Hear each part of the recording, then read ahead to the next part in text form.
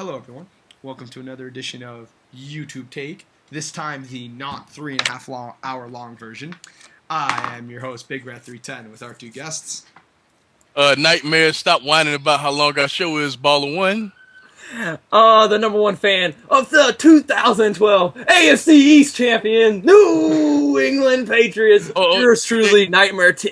They officially clinched. Yes. Yeah. And I don't appreciate that. You know what? No. That's it. I'm starting this now. You know what? I was gonna wait. No, come on. No, Out of no. respect for what happened, we can't do that. Oh, come on. Fuck. Fine. Yeah. Fine. You're right. I'll get into my rant as soon as we finish that topic. Unfortunately, so this past weekend, one of the biggest tragedies in the history of the NFL occurred. Jovan Belcher, I think middle, I'm not sure, maybe outside linebacker for the Chiefs, Can tell you.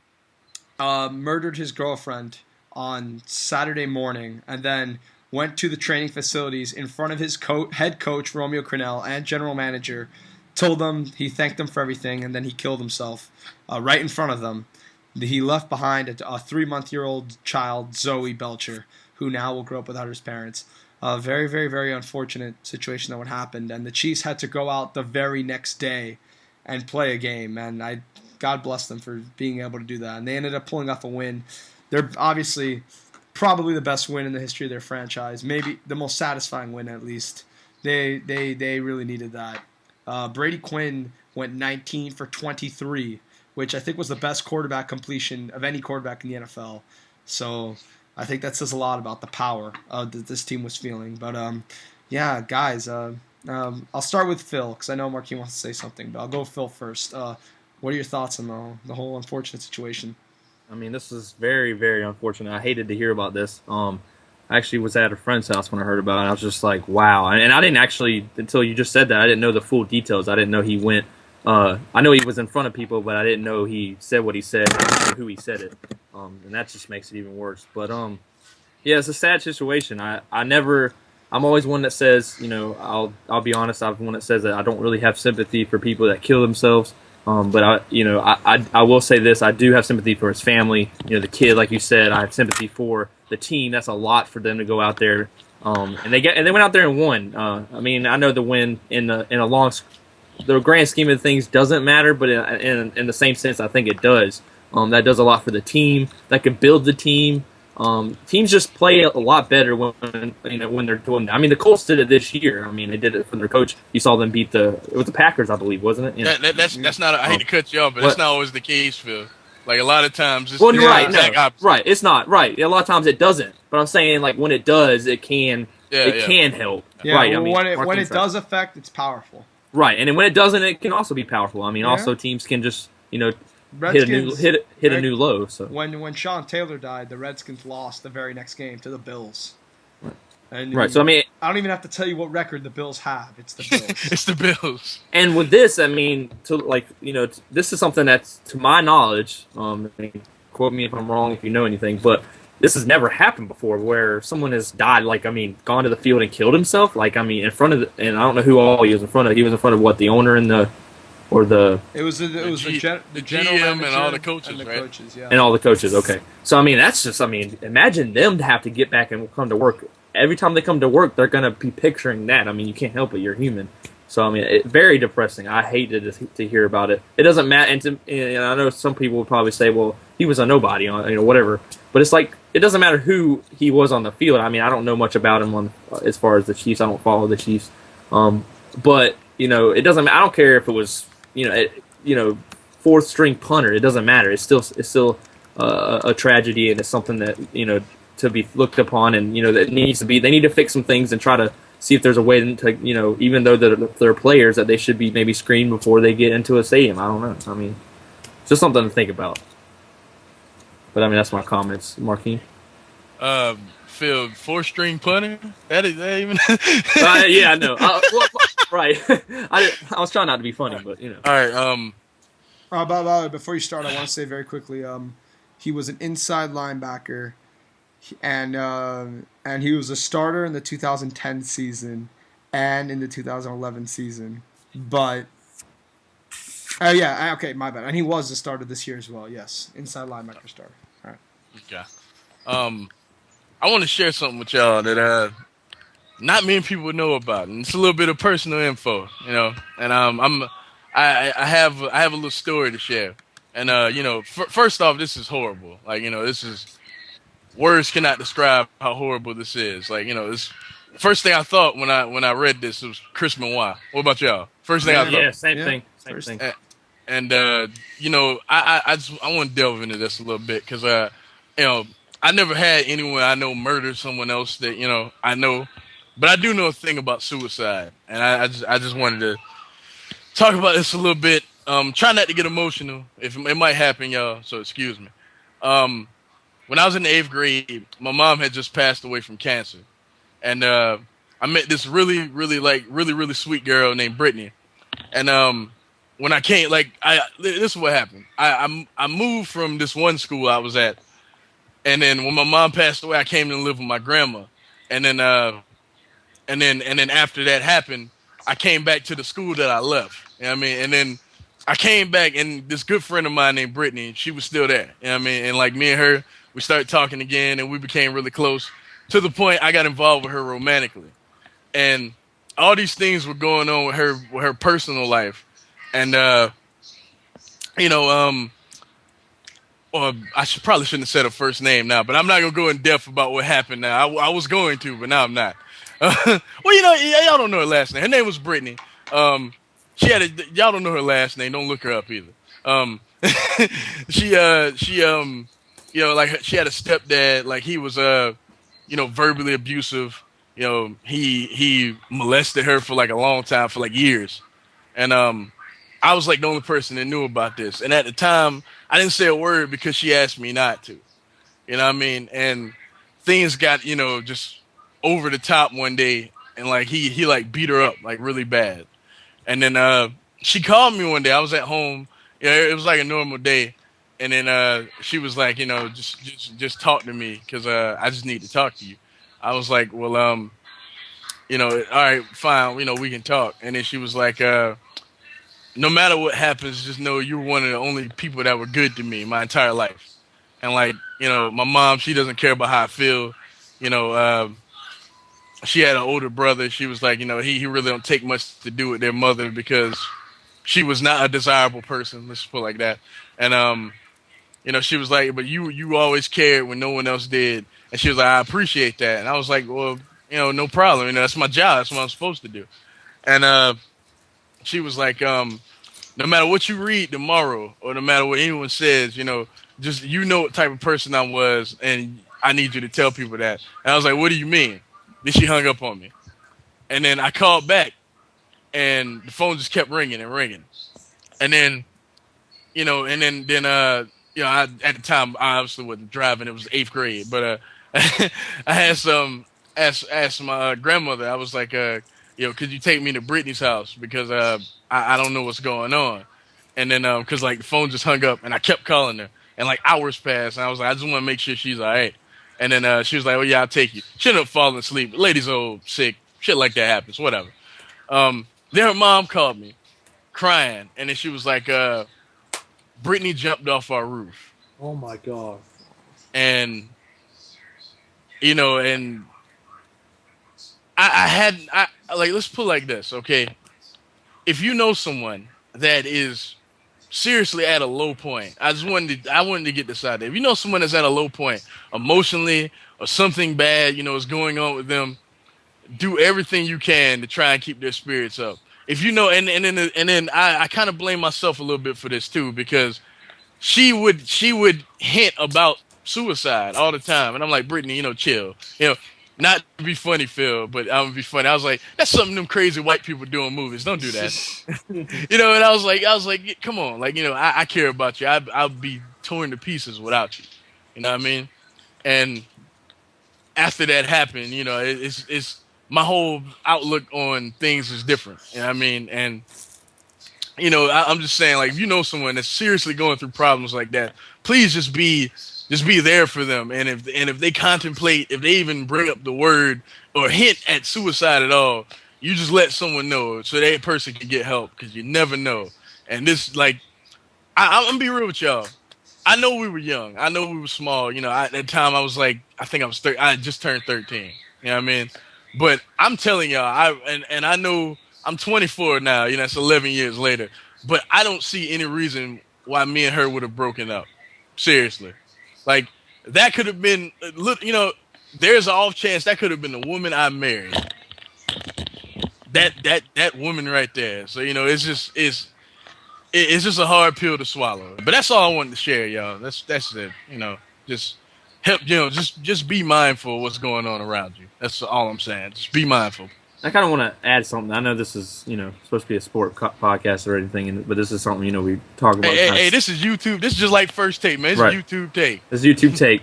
But yeah, I kind of want to just, add something to what Markeem said. If you ever, I've actually had a friend that, had said, we were really worried. We had to, watch, we weren't sure.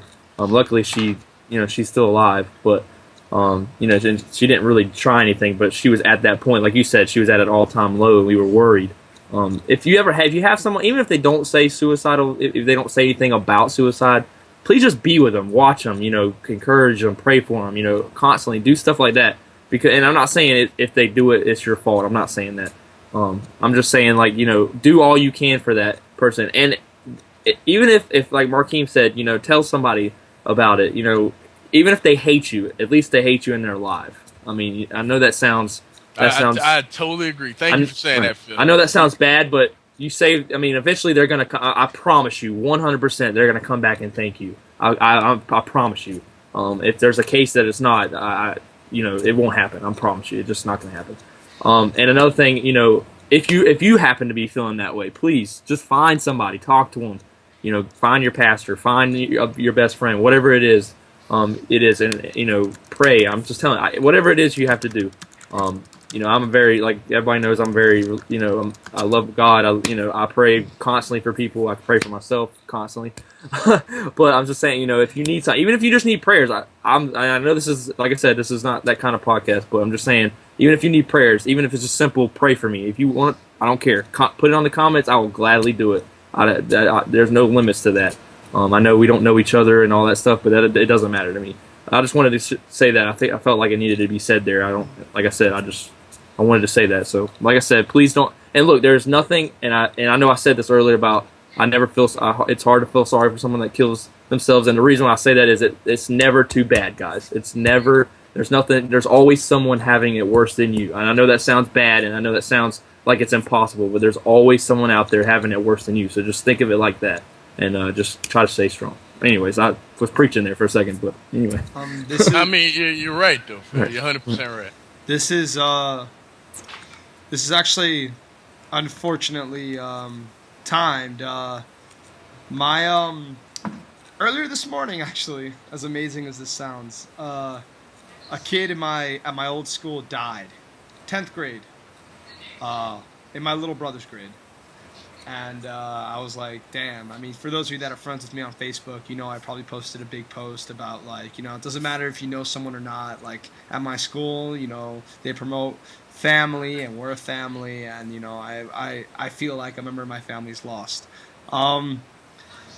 What's wrong here is that I just found out, like, an hour, like 3 hours ago when I was at dinner, that this kid killed himself.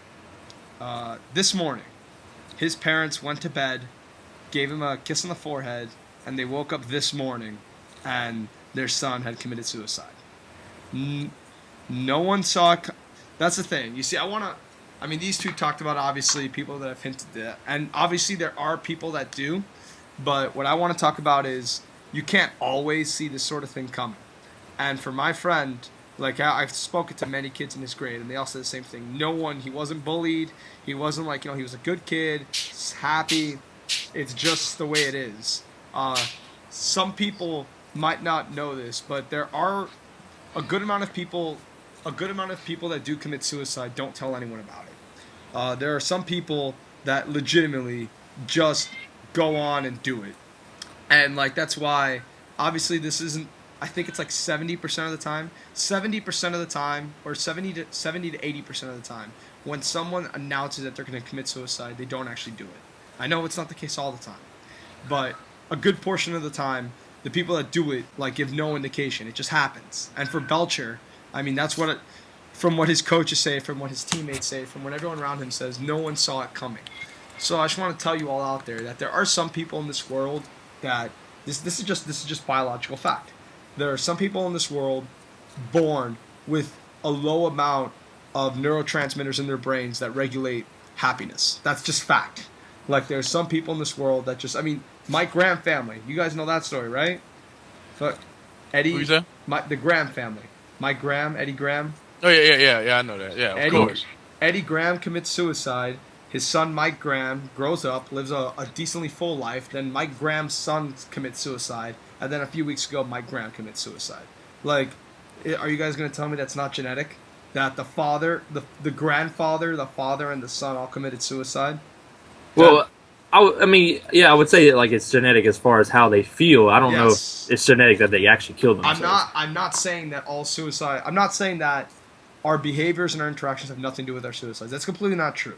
There's a story last year on CNN of a 12-year-old kid that killed himself because of bullying and announced it ahead of time that I'm killing myself because I feel I have no friends. He said that, which is kind of makes me very upset whenever I hear that. But I'm merely saying that there might be people in your life that are going through this sort of thing, and you wouldn't have the slightest idea.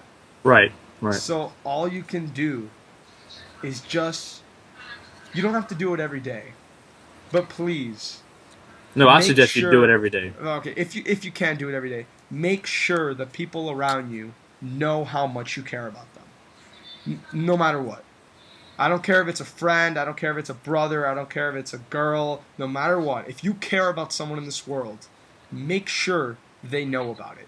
Because honestly, like that's all we can ever ask for in our lives.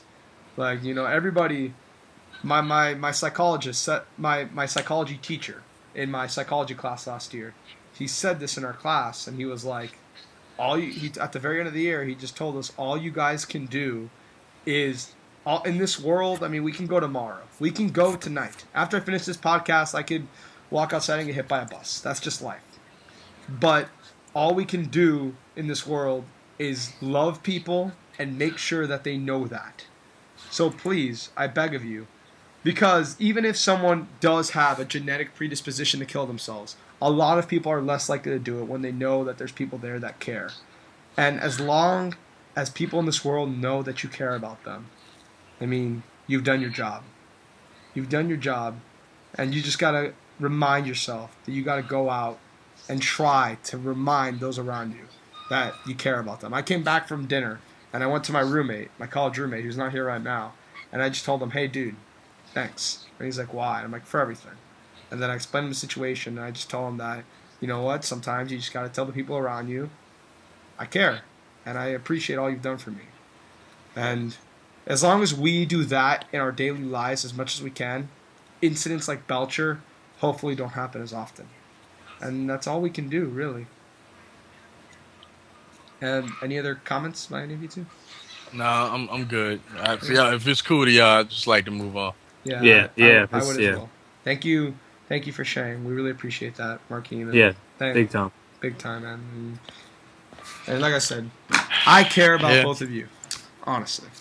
Thought I'd throw that out there. Same thing here. Same feelings mutual. Y'all already know, man. Same thing. All right. Markeem, Alabama's going to beat Notre Dame, right? I needed that, kid.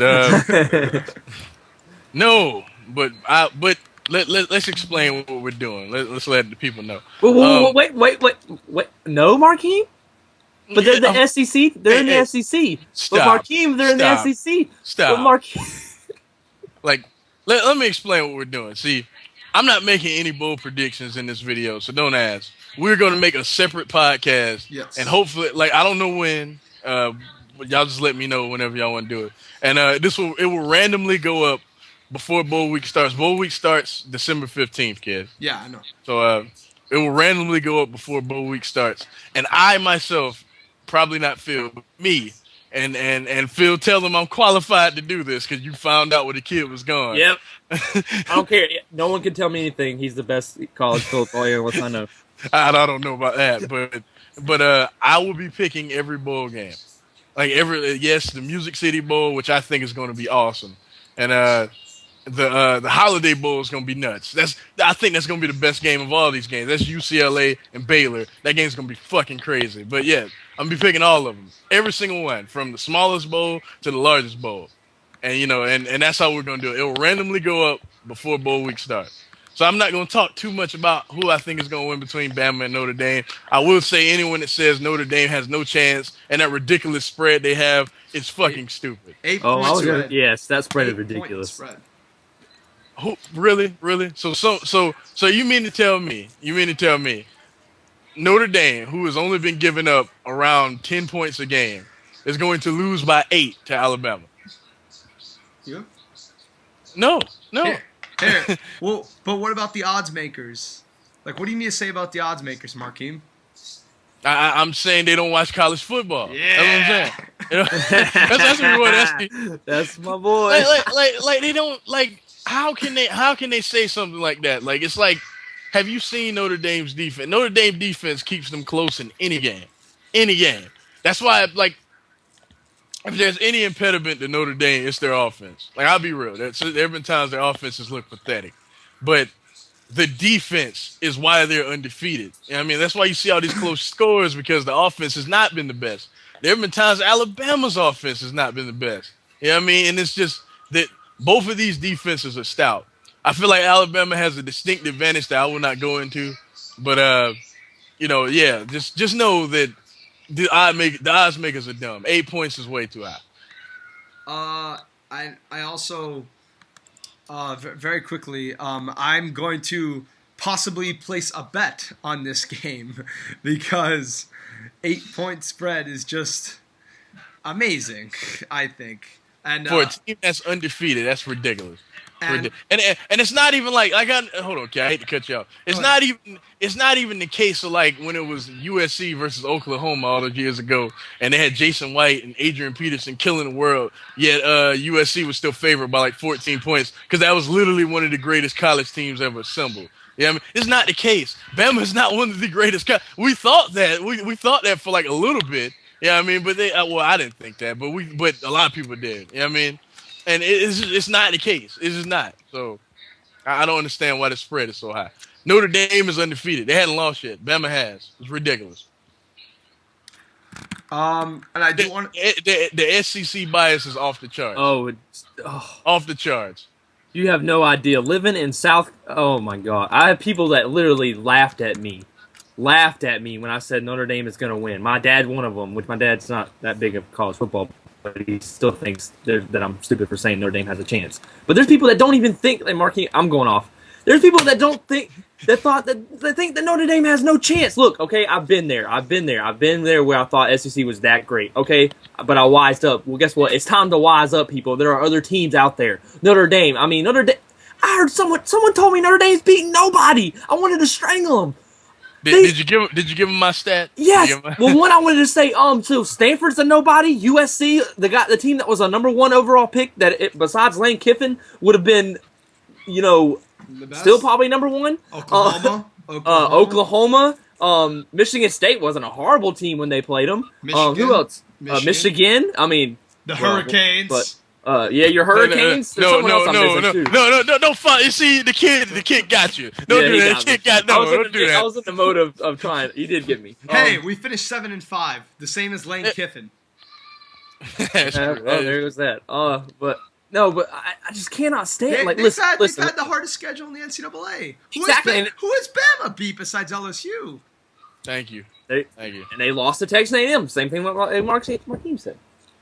But Alabama has looked impressive for 90% of the season. I will admit that, but people need to just chill, man. Like Phil was saying, if this was 3 years ago and no one can compete with the SEC, I'd be right with you. Like I was right there. Like even last year, I thought that outside from Stanford and Oklahoma State, nobody impressed me. To be honest with you, I thought anyone else would just get that's why I didn't have the biggest problem that everyone else did with LSU and Bama playing each other. I was like, because they are the 2 best teams. You know what I mean? But at this point now, no, like no, there are like legit 7 or 8 teams I know right now that can straight up beat Bama. Right now. Straight up. Kansas State, Oregon, Stanford maybe. If it depends on how the game starts, but they could. I see Oregon, Kansas State, Stanford. You got Notre Dame, obviously.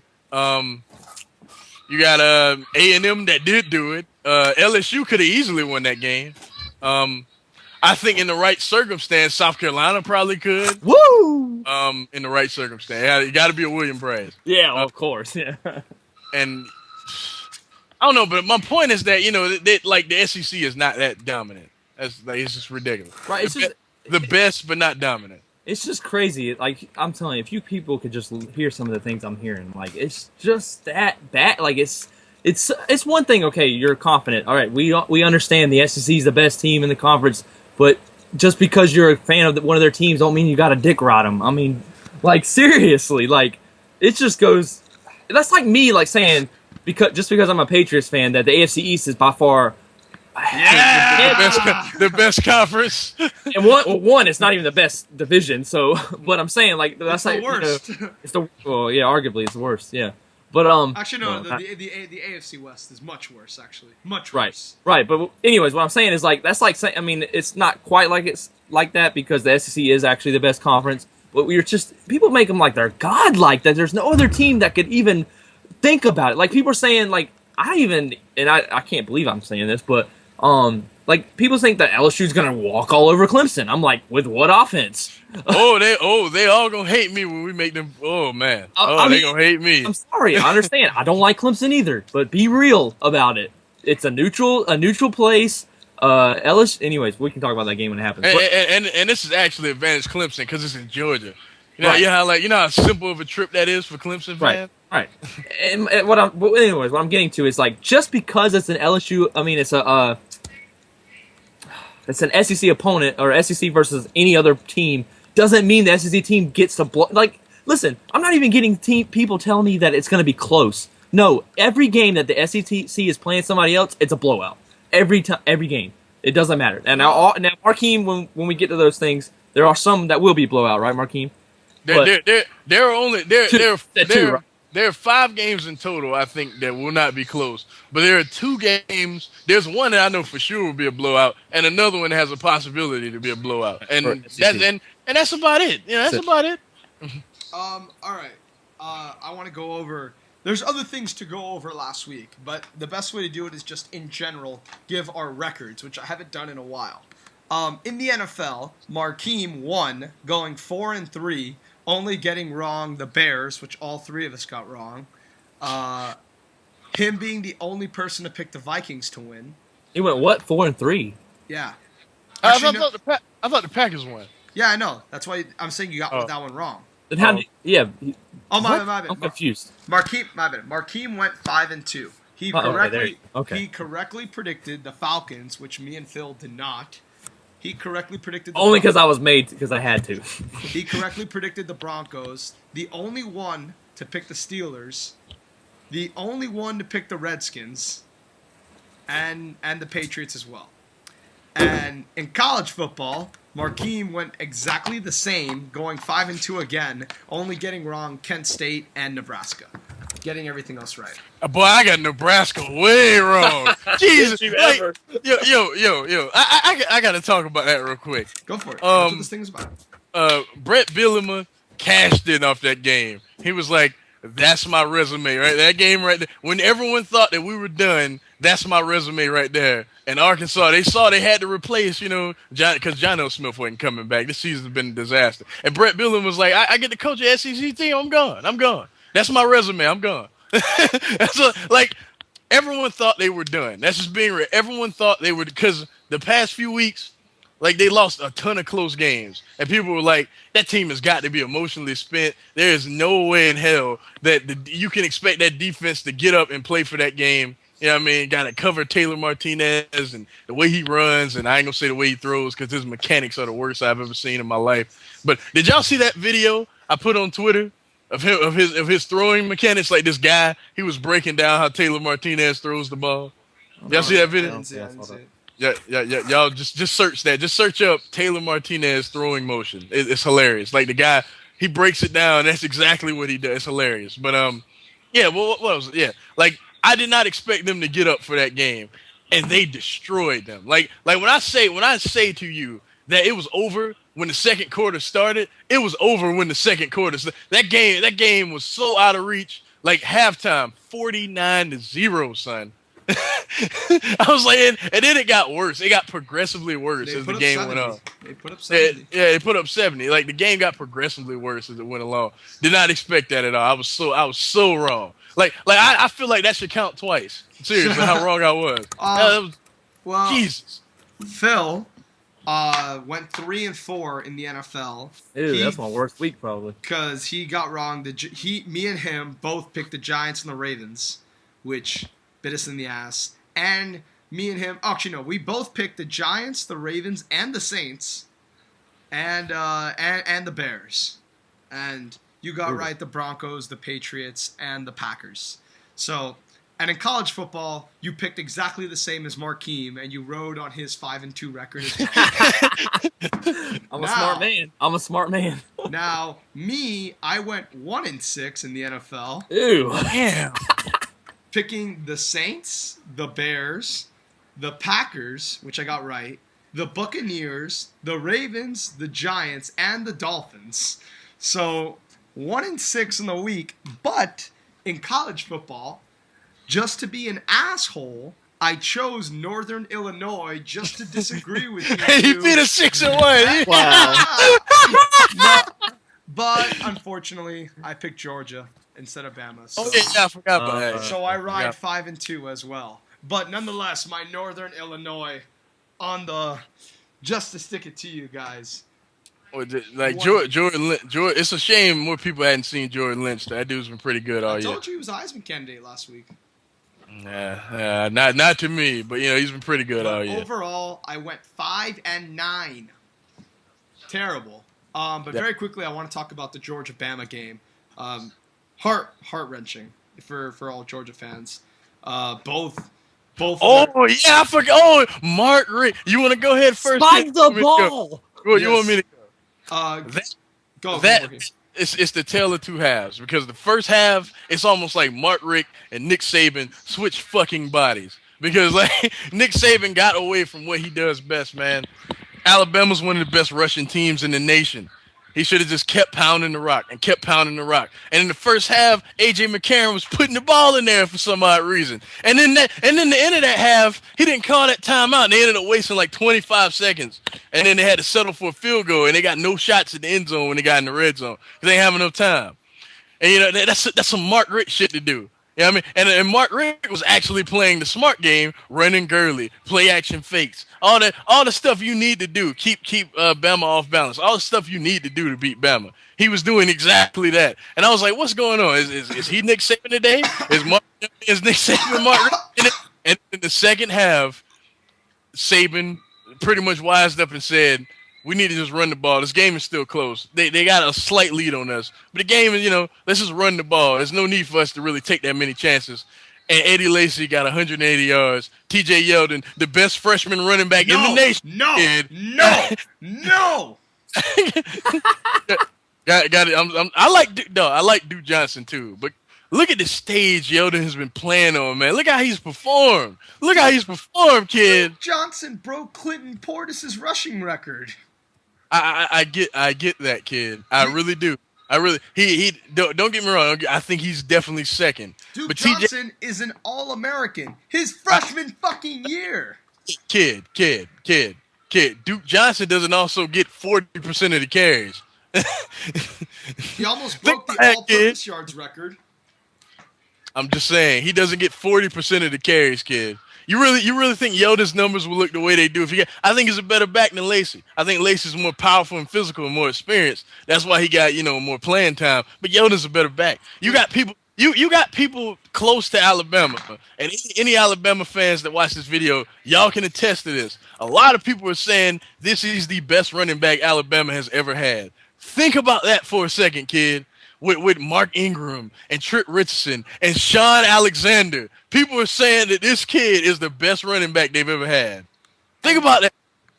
And I do know that Yeldon in high school was, I believe, the only running back out of high school that was given more accolades than Duke Johnson.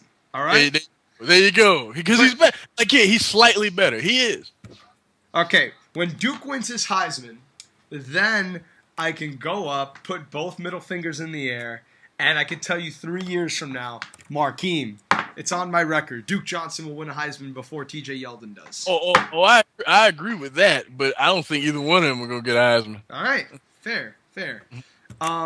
But yeah, Georgia. And then Mark Rick, yeah, like Phil was saying, I hate to cut you off, but like Phil was saying, spike the ball, dude. Give yourself a chance to get 2 plays in the end zone. And that just didn't, especially, like, think about it. During that drive, they could not stop you. They could not stop you. You know what I mean? You spike the ball. Yeah, you set it, you get them a chance to recoup. But, you look at the time. You know what I mean? You have to take quick shots at the end zone because time is on your side. Look at what Andrew Luck did on Sunday. You know what I mean? Quick shots to the end zone. It's inexplicable to me why they didn't kill that ball. It just doesn't make sense. But it's Mark Rick. As an in-game coach, he is awful. When it comes to saying the right things, when he has to win a game, not when he's front running, when he has to win, he is terrible. He is Bob Stoops terrible in that situation. See, he's awful. He should have been gone 2 years ago. The only reason he is still there is because he won Georgia their first SEC championship in 20 years in 2002, and he's living off that. The man should have been gone a long time ago. See, the reason why people this is a little bit of a rant. The reason why people are hesitant to always put faith in Georgia because every year some shit happens, and it's because of this man. I told everyone, Aaron Murray is a more gifted. I'll admit this. Aaron Murray, in terms of just what he can do, the type of brain he has for football, is more gifted than Matthew Stafford. But he will never in his life help an NFL team. When I saw Matthew Stafford, I was like, he will help someone win. And look what happened. Aaron Murray is in a position where it's just impossible because he has a coach that just doesn't understand how to win football games. It's like, you should never have that much. He has the second best defensive player in the country on his team, and he doesn't use him right. It doesn't make any sense. Mark Richt should be gone, but he won't be because he does win. But damn it, if you really want to win, Georgia, if you want to be in the national spotlight, national title games, constantly in the BCS, you will get rid of this man, and I am done. I've heard a lot of people say the same thing. Kind of like my argument with Mike Smith. Yeah, it's just like Mike Smith. Exact same thing. All right. And it's funny, they're both in Georgia. That's hilarious. Yes, actually. Mike Smith and Mark Richt are going to fuck up the entire Atlanta football fan base. Well, Georgia's in Athens, but... Oh, you know what I mean. Georgia. The Georgia I got you. And Paul Johnson's getting there, too. Let me get on him for a second. That whole triple option thing, man, people figured out your gimmick. Time to move on. Time to move. It's a gimmick, and people figured it out. But y'all, hold on. Well, go ahead if you got something to say, Phil. I gotta get the phone. I was just gonna say the same thing about the spot. I just don't see how in any situation why you don't just it should be automatic. Spike the ball. I could not believe watching that game why they did not spike the ball. Yeah, a lot of people say, well, yeah, they would have still lost. Whatever. It's the fact that they would have had 2 solid chances, and I know rushing up the line and whatever. But even after that, okay, say they didn't spike the ball, obviously. So then he throws it. That receiver catches it. Why do you catch it? Just let it drop. Then you get another play. That.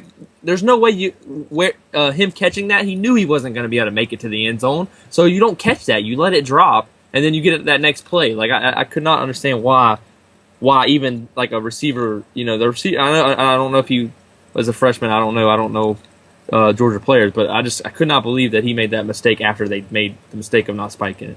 How much time was left on the clock when they ran that play? I want to say it was little under 20. I want to say little under 15 seconds or so, something like that. And he caught it. Yeah, but he caught it, and then the time ran because they weren't going to be able to rush. That's the thing. He caught it. And so they didn't have time to get to the line in time to do anything. If he lets it go, they would have had time. What did I miss? What I missed is I said Markeem, you remember when the last play of the game it was like what, 15 seconds left? It's 5 seconds. No, I'm talking about when they didn't spike it. Yeah, it was 5 seconds. Only Phil. 5? It was only 5 seconds. Oh, you sure? I'm positive. The clock, like he caught the ball and the clock ran 5 seconds off. Well, because I was saying like what I was saying then I guess my bad. It was 8 seconds. Well, right, but if he does, shouldn't he have not caught that on purpose? But you're right. But it's kind of hard. Like I don't blame the kid because when you've been catching balls your whole life, it's kind of hard to just say I'm just gonna let that fall. Because I mean I'm pretty sure he thought he could have caught the ball and kept his balance. You know what I mean? But he just didn't. Well, right. When did they mark him down at the 2-yard line? No, it was 2. No, it was 2. It was the 2. Yeah. Oh, I thought it was further back than that. I guess my memory's horrible, but anyways. Yeah. I could have sworn, anyways, what I said, I still think he should have had the awareness to not catch that. But and you got to remember, this is also a college kid. Well, right, like I said, I didn't know if he was a freshman or sophomore. I tell you this though, if Michael Bennett was healthy, that bad white boy they got, if he was healthy and that ball would have came to him, he would have caught that and scored, and Georgia would have been in the national championship game. Wow. Like, seriously.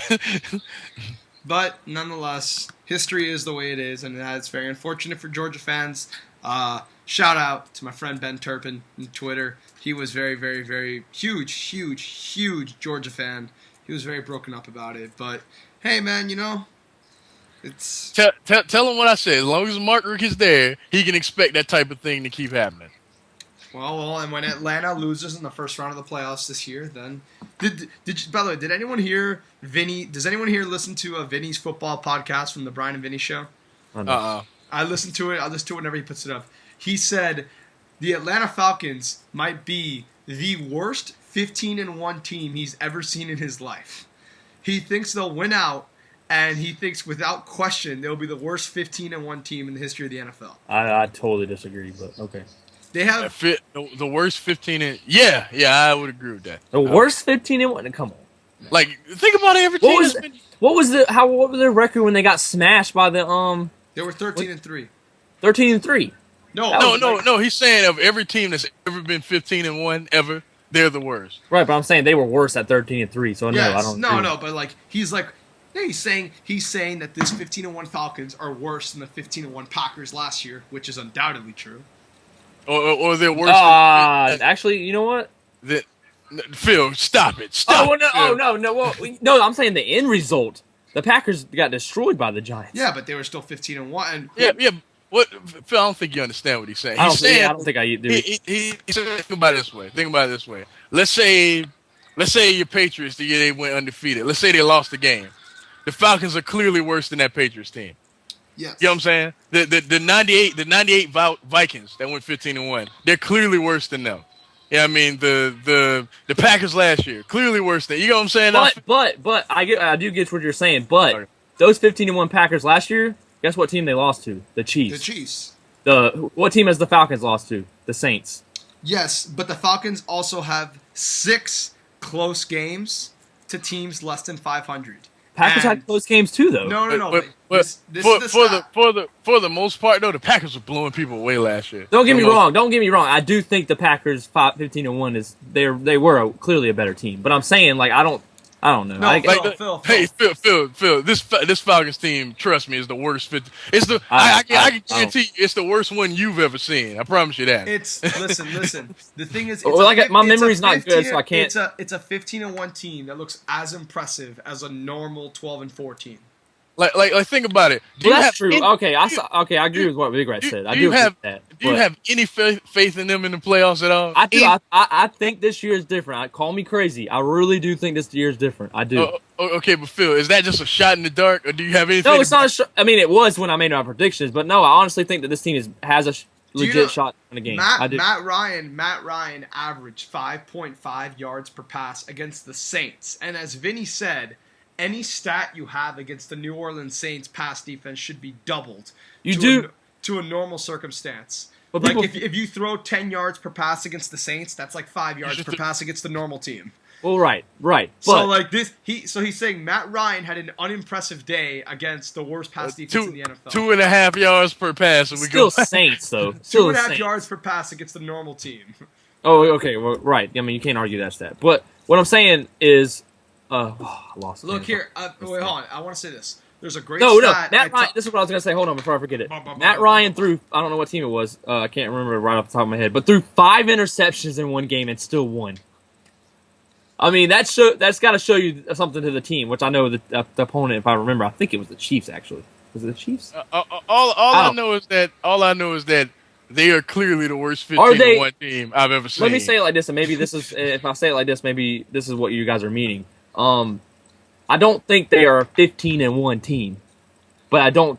Is that what you're saying? You're saying like they're clearly like more like a 12-4 team, but they just If they win out, they are the worst 15-1 team this league has ever seen. I have to have a list. I'd have to have a list. That's the only. I don't. I can't say. Phil, when you see that list, you're gonna be like, by Joe, he's right. Well, now that might be true. That might be true, but my memory, I can't remember. Phil, if you just remember, almost every 15-1 team, like if the Texans went out this year, almost every 15-1 team in the NFL are like almost automatic Super Bowl, their pick to go to the Super Bowl.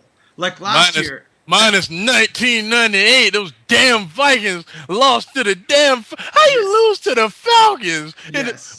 When you have the greatest at the no. See, you taking me back to my childhood. But go ahead, kid. Go ahead. The greatest receiving core in the history of the NFL. You're damn right. Chris Carter towards the end of his prime, and Randy Moss with the greatest rookie season this league has ever seen. How do you lose to that team with the third worst pass defense in all of football at the time? How do you lose? And all of that, but you lose it like what is like a blowout? What is like 45-7 or some shit like that? No, not at all. Gary. Their kicker, Gary Anderson, missed the 38-yard field goal to win the game. I'm thinking about the Giants game a few years later. That's what I'm thinking about. Yeah. Listen. What I was gonna say was, most of the 50, like last year's Packers, like the 15-1 Vikings, most people have them in the Super Bowl. If you ask the normal person who's the best team in the NFC, I guarantee you most of them will either say the Niners, Packers, and Bears before they say the Falcons. But is that only because the Falcons haven't done anything in the playoffs? Well, that's not. I think true. Honestly no. I think that's why. I think it's a combination. I don't think it's because of how. Phil, I think honestly, people. I mean, I could be wrong, but I honestly think people look at them and say they can't win the playoffs. Who cares? That's what they do. They don't look at the fact that 15-1 teams have close games. I hate this crap about they have. It's not just. Phil, listen. The Patriots had at least 4 or 5 close games when they went 16-0 in the regular season. There was exactly one game. At the end of the year. They played the Eagles, and the Ravens game was close. The Ravens game was close. The Eagles game at the start of the fourth quarter, everyone knew the Patriots were running away with that one. The Ravens, that actually went down to the wire. The Giants went down to the wire. There may have been, but there's a difference. There may have been games that they've won by a touchdown, but it's games where they were winning by 15 and the team scored a touchdown in the fourth quarter. There's very few games they played that actually seemed contentious. But let me drop a stat on you. Please, trust me. When I give you this stat, you will understand. Vinny wrote this stat for ESPN Insider. It was a great stat. He was talking about the Colts, but it also applies to the Falcons. He said it's a stat that if you have 5 close games with teams that are less than 500, and by close he means you win by 7 or less. If you have 5 of those games with teams less than 500, you have a 65% chance of losing immediately in the playoffs. The Falcons have had 6 close games. Oh, shit. And the season ain't even over. The season isn't over yet. God. 6 close games against teams below 500. And oh, God. Those chances go up to 77% chance that they lose their first playoff game. And it's the fucking Falcons, so realistically it's 90% chance. Phil, I'm just sorry. I look at these teams that they lost, that they won these. They didn't lose these games. They won these games, and plus these games that they've won against, these teams aren't just freaking sucky teams. It's outside of Oakland and Carolina, who is a division game. But there's not a single one that you can't tell me that our opponent isn't. It shouldn't be close. Like, come on. I'll tell you why. Because when the Texans were close with the Lions and Jaguars, the Texans ended up winning those games because they just proved to be the better team still. The Falcons. Oh no! Don't tell me that crap. No, don't tell me that crap. Can I finish? Don't tell me that crap. Where the Lions only lose basically because of a stupid rule. I got one question, Phil. Right now, do you really believe the Falcons are better than the 49ers? Yes, I do. Seriously? Yes, Seriously? I do.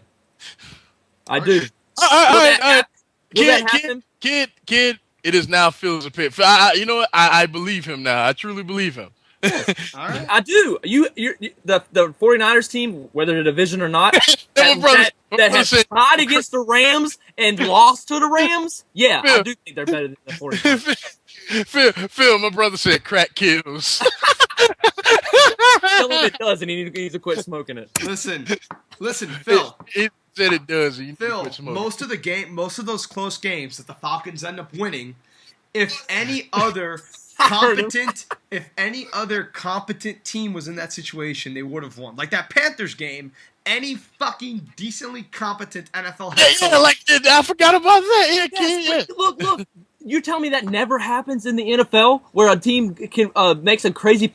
Come on, dude, that happens in games. But Phil, I hate that crap. Where no, the initial point is that they are the worst 15-1 team this league has ever seen. Look, okay, I won't even say that. You can maybe make a case on. Okay, I'm not saying that. Like every other, my point is, people are writing off this team simply because they can't win a playoff game. That's stupid. That's stupid. I mean, you might be right, but literally every other 15-1 team that I've ever seen in my life are the overwhelming Super Bowl favorite. This team is just not at all. And that's true. That's true. I know, but I think that's still because it's not because of the team. They don't look at the games. I honestly don't. I think they look at Matt Ryan can't win in the playoffs, so we're not going to even think about putting him to the Super Bowl. That's a fact. I look at the games and You two are different. But I'm saying all these people that and I will say this. I said this from day one. The Falcons were winning this division and they were winning it hands down. Even though I thought the Saints would be close second, which that's completely wrong. But I said the Bucs and the Panthers had no chance of winning this division, and it's been clear. So, just saying. I just still can't believe you said they're better than the Niners. That almost right now, yes, they are better than the Niners. Like I almost got up and just ran away from this podcast, but that's just nuts. But yeah, y'all go ahead. Yeah, what's next? Well, tell the Niners to beat the Rams, and then you come. All right, give me it. Go ahead, say what you just said, Phil. Say what you just said. Say what I just said? Yeah. I don't want this to happen, but I'm saying Mike Tomlin is the kind of coach that Dallas needs. God. It's true though. I mean, they need a coach that's gonna freaking whip their butt. Mike Tomlin, I know you don't even care about our little podcast. Probably haven't even heard of us. But if you hear this, never in your life do that ever in your life. I don't care how bad the Steelers get. Never do that shit because I like you and I don't want to hate you. So don't do that. I hope for his sake he doesn't do it too. I had to abruptly end the Falcons discussion, but we need to move past that anyways because now I need to get into my Patriots tangent. You mean the AFC East champs? Yeah, them. Yeah. I was going to wait, but Phil, I mean, granted, I have been giving the Patriots a lot of shit, so Phil has this right. Phil with his little trash-talking attack at the start of the show, which, it's all fair and game. All right. I'm going to say very, very bad things about the Patriots in a few minutes, and then I'm going to say very, very nice things about the Patriots after that. And you're going to think it's impossible. You're going to think I can't do it, but you know what? I'm going to do it. So here we go. The New England Patriots lost. They fucking could not. They almost. Hold on. Wait, they lost? You mean they won? Hold on. And no matter what's said, Phil, let them get out both sides, okay? It's going to eat me alive, but okay. All right. As long as he lets me talk afterwards. The Dolphins lost that game against the Patriots. You're talking about a Dolphins team that gave them the ball in their red zone twice. And a lot of people don't know this. Phil. This is the one time that you can respond. Who is the best player? Who is the best player on the Dolphins? The best player on the Dolphins? Yeah. I would say, um, the defensive end, Cameron Wake. yeah, Cameron Wake, yeah. All right. Cameron Wake, who, if y'all motherfuckers don't know, is the second best defensive end in the NFL by all stats. Only statistically behind J.J. Watt. The second best in the NFL. Without a doubt, the best player on the Dolphins. Cameron Wake and our other first-round pick, Jared Odrick, from a few years ago, were both on the sidelines on the last drive that the Patriots conducted where there were 7 minutes left on the clock and they just fucking ran the ball when they had only been averaging 2.9 yards on the run the whole game because no one can run against the Dolphins, as Marshawn Lynch learned the week before. And as CJ Spiller and Chris Johnson proved us wrong, but every other team that's tried to run on us has failed massively. So this guy, Stephen Ridley, averages 2.9 yards per carry. Why were they on the side like it? Because head coach Joe Philbin and defensive coordinator Kevin Coyle were doing a snap count rotation where they wanted to give Olivier Vernon from the U and Derek Shelby more plays on the field because they thought that Cameron and Odrick had already had too many and they wanted to, it was a rotational type thing. And they realized what the snap count was in the field. So they wanted to adjust and give different players for a different snap count. So they were not hurt. They were not injured. The coaches benched them. And then when we had averaged them to 2.9 yards per carry the whole day, the Patriots, with 7 minutes left on the clock, ran the ball consistently in order to run 7 minutes off the clock. They left us with a minute 10, and in a minute 10, in a matter of 30 seconds, Ryan Tannehill threw the ball for 50 yards and got us a field goal. In 50 fucking seconds. That's all it took to drive down the field in the fourth quarter on the Patriots because that pass defense may have gotten a little better. It's still ass, okay? So you factor the fact in that our coaches sat down our best player when we were limited. Oh, wasn't the game over at that point? No. Yeah, basically. Well, if we had and still no Patrick Chung. The whole game, to everyone that saw the game, it was basically a trade of 3 and outs the entire third and fourth quarter. So if our best players were on the field, there's a great chance that we would have limited the Patriots again to a 3 and out, and we would have had the ball with 6 minutes left, and they wouldn't have scored the field goal to give them a 10-point lead. So, yes. And with all this, you still had us turning over the ball in the 20-yard line when Brandon Fields botches a punt and when Ryan Tannehill gets sacked and instead of just taking the sack, tries to throw, gets fumbled, and he fucking leaves them the ball on their own red zone as well. So we give them the Patriots the ball in their own red zone twice, and we take out our best players when they're driving down the field, and we only lose by 7. The Dolphins lost this game, ladies and gentlemen. The Miami Dolphins lost this game. The coaches lost this game, and the Dolphins, without question, looked like the better team in this game. And this shows all along why I think the Patriots are fucking overrated as hell. They couldn't beat the Ravens. They couldn't beat the Seahawks. And they go up against the Dolphins. Decent possible wildcard teams, but not there yet. And they couldn't even look as impressive as the Dolphins. Like I've been saying, you can put up 40 to 50 points all you want against the fucking Bills, against the fucking Titans, against the fucking Jets. When they play an actual goddamn team, they look like the slightly above average team that they are. Not the Super Bowl contenders, not the best team in the AFC, the slightly above average team that they are. All right? That's what they are. Even I disagree with that last sentence. I agree. I was with you until you said that. But right. Go ahead. Slightly above average, okay? See, that's crazy, kid. You're nuts. That's bias. That's bias like, all the way. Hold on, Phil. Hold on. Because I know you got a lot more to say than I do. I'm the only one that can interrupt either of you right now, okay? How about that? Fine. Because I don't care either way. Fuck both of them. But, Hey. I respect the Dolphins though, really, but I respect the Patriots too. Got more respect for the Dolphins, but anyway, kid, like slightly above average though. All right. That's like saying that team is like if they're slightly above average. That's like saying they're like the 9-7 Giants. I should clarify. No. You didn't hear what I said. Yes, I did. I don't think you did. But when I mean slightly above average, I mean slightly above 500. Because some people Some people might consider. You're still nuts. You're still no. I'm not. Really? No. Oh, really? I'm finishing. You're No, I'm still finishing. nuts. No, I'm not letting you finish. I'm This is finishing. ridiculous. I'm finishing. I'm sorry for the people that have to listen to this crap. Oh my God, you really sound like Skip Bayless, right? I'm sorry. All right, listen. Seriously, Listen. above average. Wait, I hope it's above average clarify. team. Let me clarify. Destroys All right. you guys again, week 17. Above average was the wrong term, but I meant to say that this team is barely above a 500 team. Same thing. That's the no, same thing. No, because this team is barely above 500. You're stupid. That is really? a stupid. Really? Okay. Hold on, Phil. I think I kind of get what he's saying is that. This is stupid. Hold on, Phil. Stop. Just stop. All right. Just stop. Take for instance the Steelers. Okay, they're barely above 500. Still a really good team. I think that's what the kid means. Yes. Is that what you mean, kid? Okay, that's what he means by that. Yeah, we're 6 games above. You see, I think the Patriots are going to finish 10-6. And if you think I'm crazy, well, they play the Texans this week, the Niners the week after that, and they play the Dolphins the last week of the season.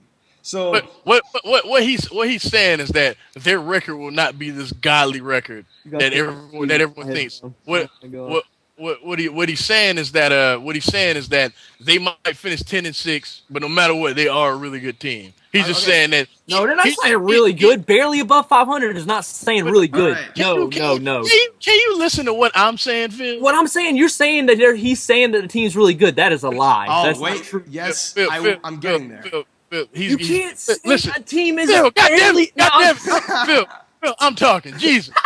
What I'm saying is this. Look at the Giants last year. They were 9-7, and they were a really good team. You know what I'm saying? Like that's what he's saying. Barely above 500. He's saying he envisions the Patriots being the same type of deal. That's what he's saying. All right. I don't think that's like by the end of the season, he's saying that's what he envisions. Right now, people are already crowning them like they're going to be like, the number 1 seed, number 2. That's how the media acts. The media, but the people aren't. Let's be real. But what he's saying is that they're just not that team. Let me finish. This is the type of team that when they go off against a small team, ESPN portrays them to be Super Bowl favorites and all this and that. But the facts are, when they play quality teams, and Phil, even if you give them the Colts and Broncos, that's still 500. Wait, what? Say it again?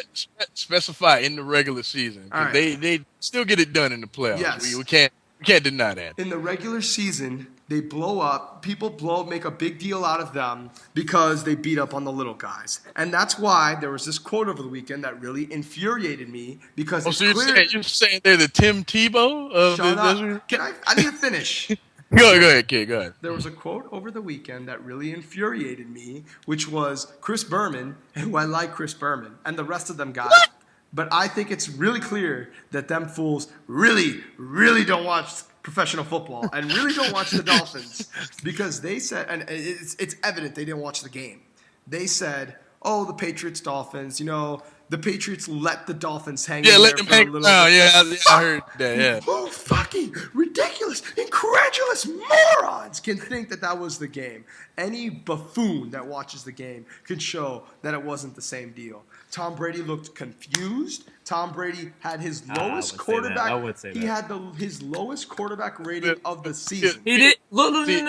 Look, I agree with what you're saying. I agree. Even I, as a Patriots fan, who I clearly watched that game, and that is not the case at all. Right. So no, we did not keep them in this. But I don't think Tom Brady was confused. No, I don't. Here, let me rephrase this. Let me phrase it this way. This team is not the fucking 2007 team anymore. All right. Well, heck no. Shh, no, wait. Yeah. Listen. This team is not the 2002 through 2005 Patriots anymore. All right? They're just not that team anymore. And for whatever reason, every goddamn fucking year before the season and during the season and right before the playoffs and during the playoffs, everybody thinks that's the team they are when they're not. And it drives me insane. They are who we thought they were. Okay? This is not that team anymore. The Patriots are no longer. Where's the good stuff, kid? I'm waiting for the good. I'm coming.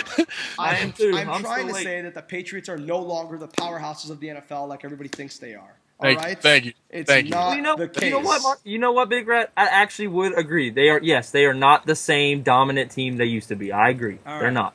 Now, that's why I'm hearing all that talk, and I see them almost I see them win a game that they should have lost to the Dolphins. And I've seen their performance against the Seahawks. I saw their performance against the Ravens. I even saw the Broncos game. Again, different Broncos team, but I'm not going to use that because you're right, that is a little unfair. Because it's a different Cardinals team that beat them. But whatever. This is a team that I think, in my opinion, is no longer the powerhouse that people think they are. I do think they're going to lose their next 2 games, my opinion, Texans and 49ers. But the main point of this you pick them to lose every week. Though, exactly. The Rams. Let's not go there. Hold on. I believe of all their games, the past few weeks, the only ones that we covered were the Seahawks game, the Rams game, and the Dolphins game. What other Patriots games did we cover? And the Colts game. You picked the Colts. Game. All right. Yeah, pick the Colts. And every single one you picked them to lose. Okay. True. Because see, thank you, Markeem. Hey, like if you would have asked me, are they gonna beat them and the Jets over Thanksgiving? Did you really think I was gonna fucking pick the goddamn Jets? No. You picked the Rams. Anything could happen. Hey. Yeah, I don't know. You picked the Rams. All right. The Rams looked awful during that game, but they've shown the last few weeks why I had faith in them. Because they have the Niners number. That's it. Hey, well. You act like that's nothing. Yeah, that is. It's not nothing. Yeah, that's something. But it's one thing to beat. Just saying. When people say when one division team beats another, people just go, "Oh, it's a division game." To beat them and then tie them in the other, that's not just nothing. All right? I know. I'm just saying, naming the game, the Rams have done something else. So hold on, and they lost to the Jets, which is bad. My point in all this, yes, I have very little confidence against the Patriots when they play above 500 teams. But to be fair, they have not shown me otherwise because they didn't beat any above 500 teams last season. So this season, regular season. All right. So this season, when they finally play above 500 teams, I believe the only 3 they've really played are Colts, Broncos, and Seahawks and Ravens. And they beat the Colts and Broncos, and they lost to the Seahawks and Ravens. Although I really do feel that if the Broncos and the Patriots play in the playoffs, I really do feel the Patriots would win. I mean, the Broncos will win because the Broncos' defense is just playing on another level right now. That team may be the most well-rounded team in football right now, aside from the Texans. Like, I think really, I don't know if I think they're actually the best team right now. Yeah, they have no running game anymore, but okay. But the point is, the Patriots do feel. Come on, they got more than the Broncos. No Sean Moreno and some random guy. This defense isn't allowing 30 points a half anymore, like it was at the start of the season when they played you guys and when they played the Falcons and when they played the Texans. This defense is not doing that anymore. They didn't allow 30 points a half in the when that was happening. You guys were up 31-7. I'm saying. Yeah, but they in a half. This defense has got their shit together now. And it's not the same defense the Patriots played last time. And most people would agree on that. But I'm not going to try to discredit a win. My point here is 23 points to 3 teams. That's close to 30. My point here is 30. My point here is, and that was 23 points a whole game, which is a normal fucking output. You mark. Right, and you said 30 for half, and what? You named one game. What the Broncos? They didn't give up 30 to Houston in the first half. They gave up 24 to the Chargers. It was 24-0 at halftime. Phil, he got you there, Phil. Got you there. He did get me there. Okay. All right. So listen, but I'm not. Yeah, but that's not 30. That was what you were saying the whole time. But Phil, one more touchdown, that's 30. Come on. I just said that about 23, and he's like, that's 23 for the whole game. Listen. My point in all this is the Patriots are no longer the powerhouses that people think they are, and whenever people say that, it infuriates me more than any other thing in the NFL. Their performance against the top teams in this league have shown otherwise, and I think it will continue to show otherwise these next 2 weeks. But let me do say that the Patriots team, this year's team, may be one of the more well-rounded teams I've seen from them in a while. I may have just completely discredit that game-winning drive they had against the Dolphins, but nonetheless, Stephen Ridley and well, I mean, they don't really run it with Danny Woodhead anymore, but their running game this year, and they shouldn't. That boy should just be catching passes. Thank God I'm not the only one. I hate Wait, and Shane Vereen and all them boys, they are running the ball effectively this year, which is something they've never been able to do, and that's really, really productive from them. Their pass defense has gotten better. They are allowing more points than they did last season, but nonetheless, their pass defense isn't allowing many yards. And you know what? They are becoming. If they wasn't in my division, they would be a team that I would probably, not that I would like. I would never like the Patriots, but they would be a team that I could. If they had a better record against above 500 teams, I could see them maybe doing something in the playoffs. But because they don't, I have very little faith in them. But nonetheless, this team is a very well-rounded team. Their running game did play decently well. I mean, even without Cameron Wake, we still have a lot of great run stoppers on that field, and fucking Ridley still ran over them. And I'm also what they've done with Welker the past few weeks has been incredible. That man got 18 attempts last week, which is just insane. They've really seemed to be a team that I think can actually possibly win a playoff game this year. Now, what pisses me off is when people say they're going to go to the Super Bowl, which I don't think is going to happen. But they're not. When the playoff time comes around, and if they play like the Bengals in the first round, I mean, you can fully expect me to think the Patriots are going to win that game. I legitimately do think this team is a really good team. I know I said slightly above average. I mean a 10-6 team. Slightly above 500. That's a good team. That's a really good team. And I do think that they're actually going to get better from here because Brady says he wants to play till he's 40. I don't think he will, but he says he wants to play till he's 40. 5 years, that's one thing. They're doing a better job establishing the run. And if they build more weapons on defense, they're going to keep growing better, and maybe they'll grow back to the superpower they once were. I just don't think they're that now. And I do think they're a really good team. And no matter what I say, I still have to applaud. Even if it wasn't a shitty division, I still have to applaud 9 of 10 years winning the AFC East. They have owned us for years, and I respect that. Very, very good franchise. Not the superpowers that people think they are. Do you see what he means by slightly above 500? I still don't get that comment. Like it's the NFL. I understand he's saying. You know what I mean, like it's not like college football where you go. You know what I mean? You go undefeated. You go 10. You know what I mean? Slightly above 500 is not the death of you in the NFL. 10-6, in all honesty, is slightly above 500. Well, right, but to me, a 10-6 team isn't a really good team. It's just a good team. Hey. To me, Packers won the Super Bowl. That's right. But I'm talking about before. Giants won the Super Bowl. Anything can happen once the playoffs start, Markeem. Anything can start. Anything can happen. Oh. And that's what he means. He means that they are a really good team. They're capable of doing that. A really good team is a 12-4, 11-5 type deal. That's my opinion. I think the Patriots are a very good team. I just don't think. You have to understand. The day after that Jets game, I had to see constantly, and it was all the same thing. The Patriots can force turnovers on defense. They can run the ball. They're winning the Super Bowl. It was exactly like that. And all right, kid, I got a question. Maybe this will help Phil feel better. Is it entirely possible with the Patriots? Because I'm trying to help Phil understand you. Okay, is it entirely? Because I think I get you, but I don't know if he does. But is it entirely possible in your brain that they go on Green Bay Packers type run 2010? Very possible.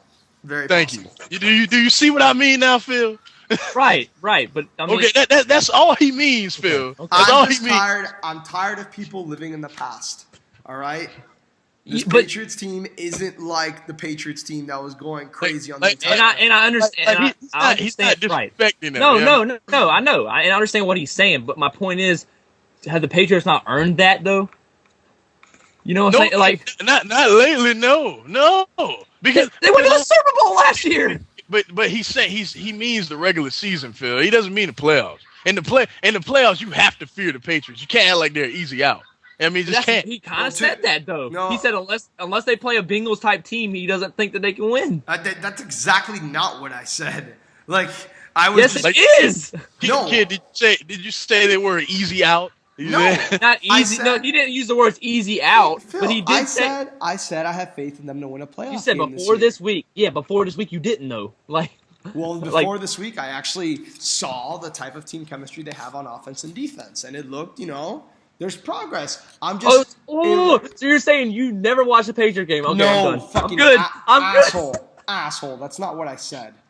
Listen, I saw the chemistry really work because in the Dolphins, when I watch the Dolphins play, I look at specific parts of their defense because I'm really, really curious to see how they've adjusted over time. So I pay attention when I watch football, but when I watch the Dolphins, I'm really zeroing in on their footwork, on their positioning on the field, everything. So when teams play the Dolphins, I have a pretty good idea of how good they are based on how they interact with the Dolphins. If that makes any sense. Like whenever I see I used to do that with the Eagles. I understand. I understand what he's saying. Like that. That's why. That's how I used to make a lot of my Super Bowl picks. If I see someone like tear apart how the Eagles. Let's put it like this: when the Eagles got Terrell Owens, y'all have never seen me beat. Well, y'all. I didn't know y'all then, but like I was like the biggest NFL fan at that point. Like the Hokies kind of went on the back burner because I was thinking Super Bowl that year. You know what I mean? Yeah. And whenever someone did anything else, I'm like, oh fuck, man, they probably.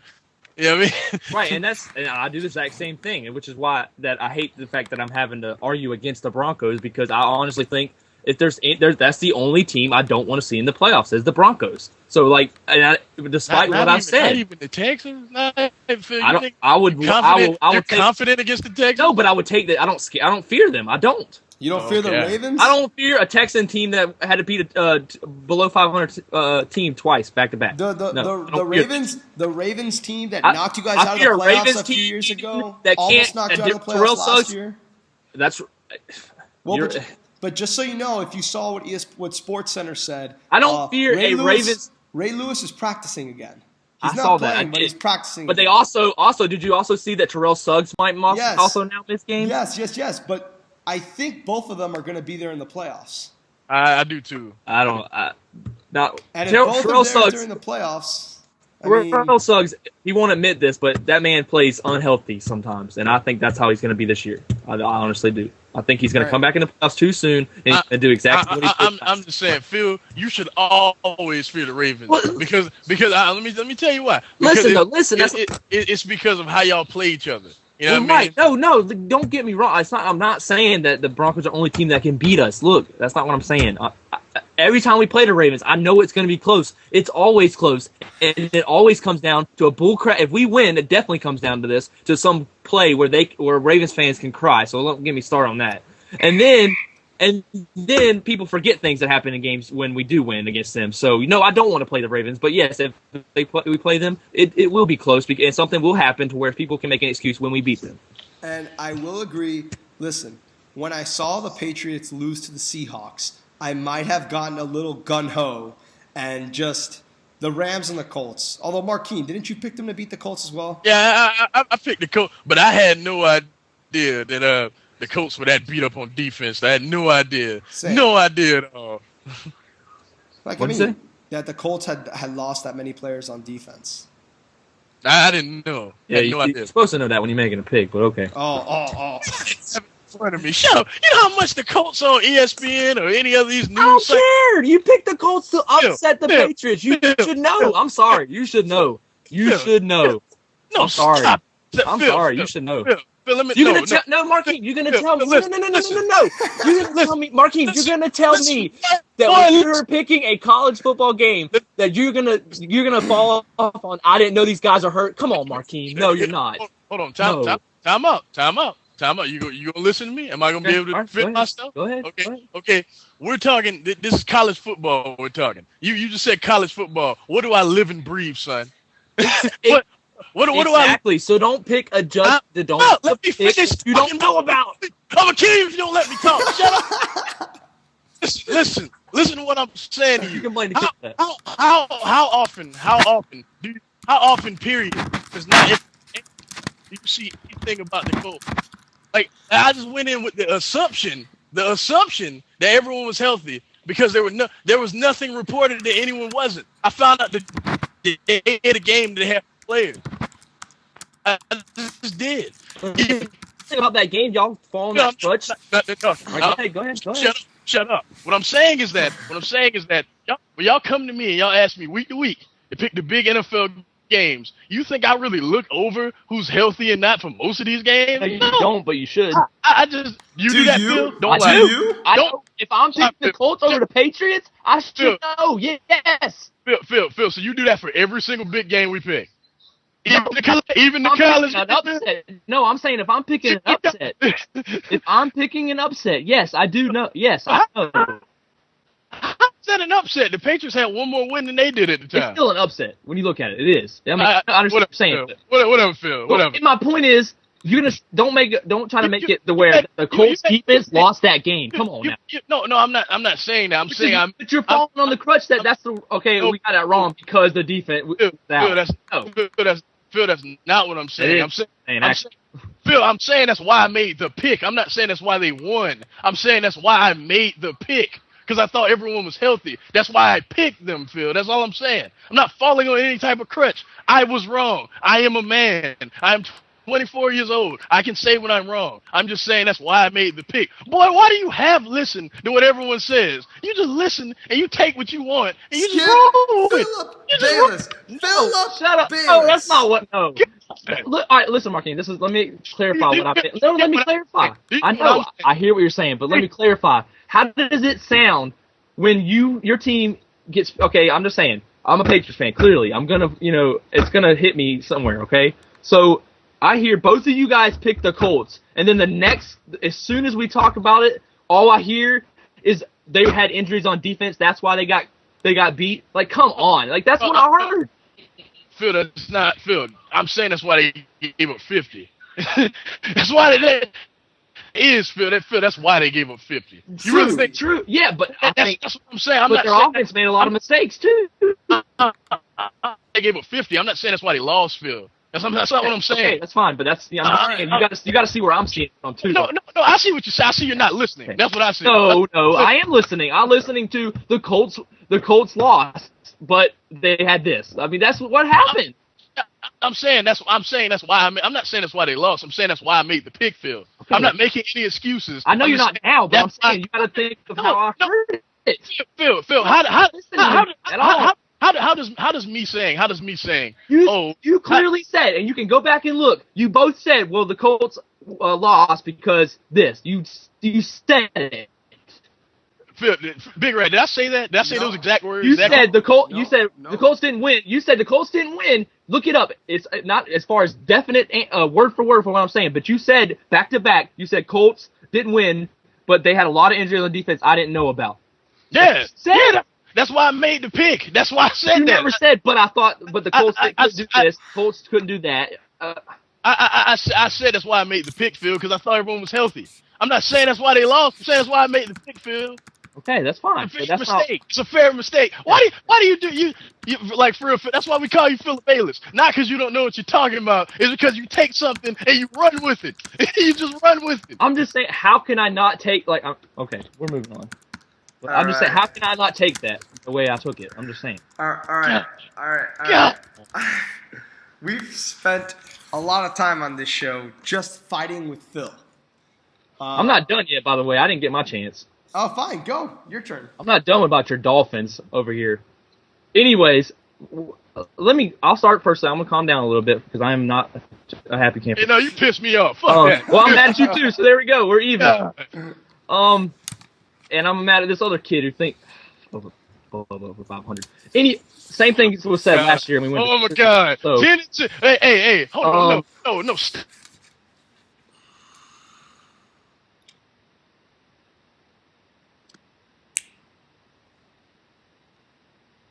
Hello. You win 10 games in the NFL. You are a good team. You are a really good team, and that's what Big Rat's saying. Okay. You said 11-5. That's one more win. Wait. That's exactly one more 11-5 teams missing the playoffs outside of the Patriots that one random year. Phil, and that happened a couple times in the 90s. Phil, this is what bothers me. Yeah, I say the Patriots are going to go 10-6, and I say the Patriots are a really good team. You hear that I'm calling them 10-6, and you just choose to ignore the fact that I think they're a really good team, and your defense for getting mad at me is that you think I don't think they're a really good team because I didn't think they were going 11-5. even though I think they're a really good team nonetheless. You take parts of an argument and like rearrange them your own fucking way. I'm not rearranging. I'm taking the parts and I'm criticizing the part you say. I can't just take your whole thing, Big Red. Listen, if I say one little thing, that's like I can't stand that. Okay, so if I just talk and I slip in a little comment, I can't talk about that? That's what you did. You said you were talking collectively about the Patriots. You made that comment, and I'm talking about that comment. I'm not talking about what you said overall. Why can't I talk about one thing you said? That doesn't make sense. So that does not make sense. So in your opinion, you can say all this stuff. What you're saying is it doesn't matter what my comment means because you hear what you want to hear and you're going to criticize it. It doesn't matter what it actually means. At all. You're not even listening to me. So if you're not going to listen to me, I might as well just stop. I mean, this is just like, listen to me, okay? You said above 500, and that's why you said it. And then you want to go back and say, well, I didn't mean above 500. I meant this. What do you expect I'm supposed to say? I mean above 500, slightly above 500. 10 no, and no. 6. What he didn't mean was when he said it's slightly above average. Right, yes. But then he goes, yes, right, exactly. But what he really meant was they're going to be slightly above 500. And 10 and 6 is guess what, Phil? Slightly above 500. Markeem, I know that. I agree with that part. I understand that. What I'm saying is, never mind. Do you consider? If we were talking about the fucking Cincinnati Bengals right now, this wouldn't even be an issue. It wouldn't even be an issue. It's because it's your Patriots. Well, that's all it is. What am I supposed to do? Sit back and let my Patriots get talked about? No, because you would let logic rule this argument right now, Phil. You wouldn't be this passionate. Well, of course I'm passionate. I'm a Patriots fan. Ridiculous. I'm sorry. Like talk about the Patriots. I'm not going to sit back and let you just roll over.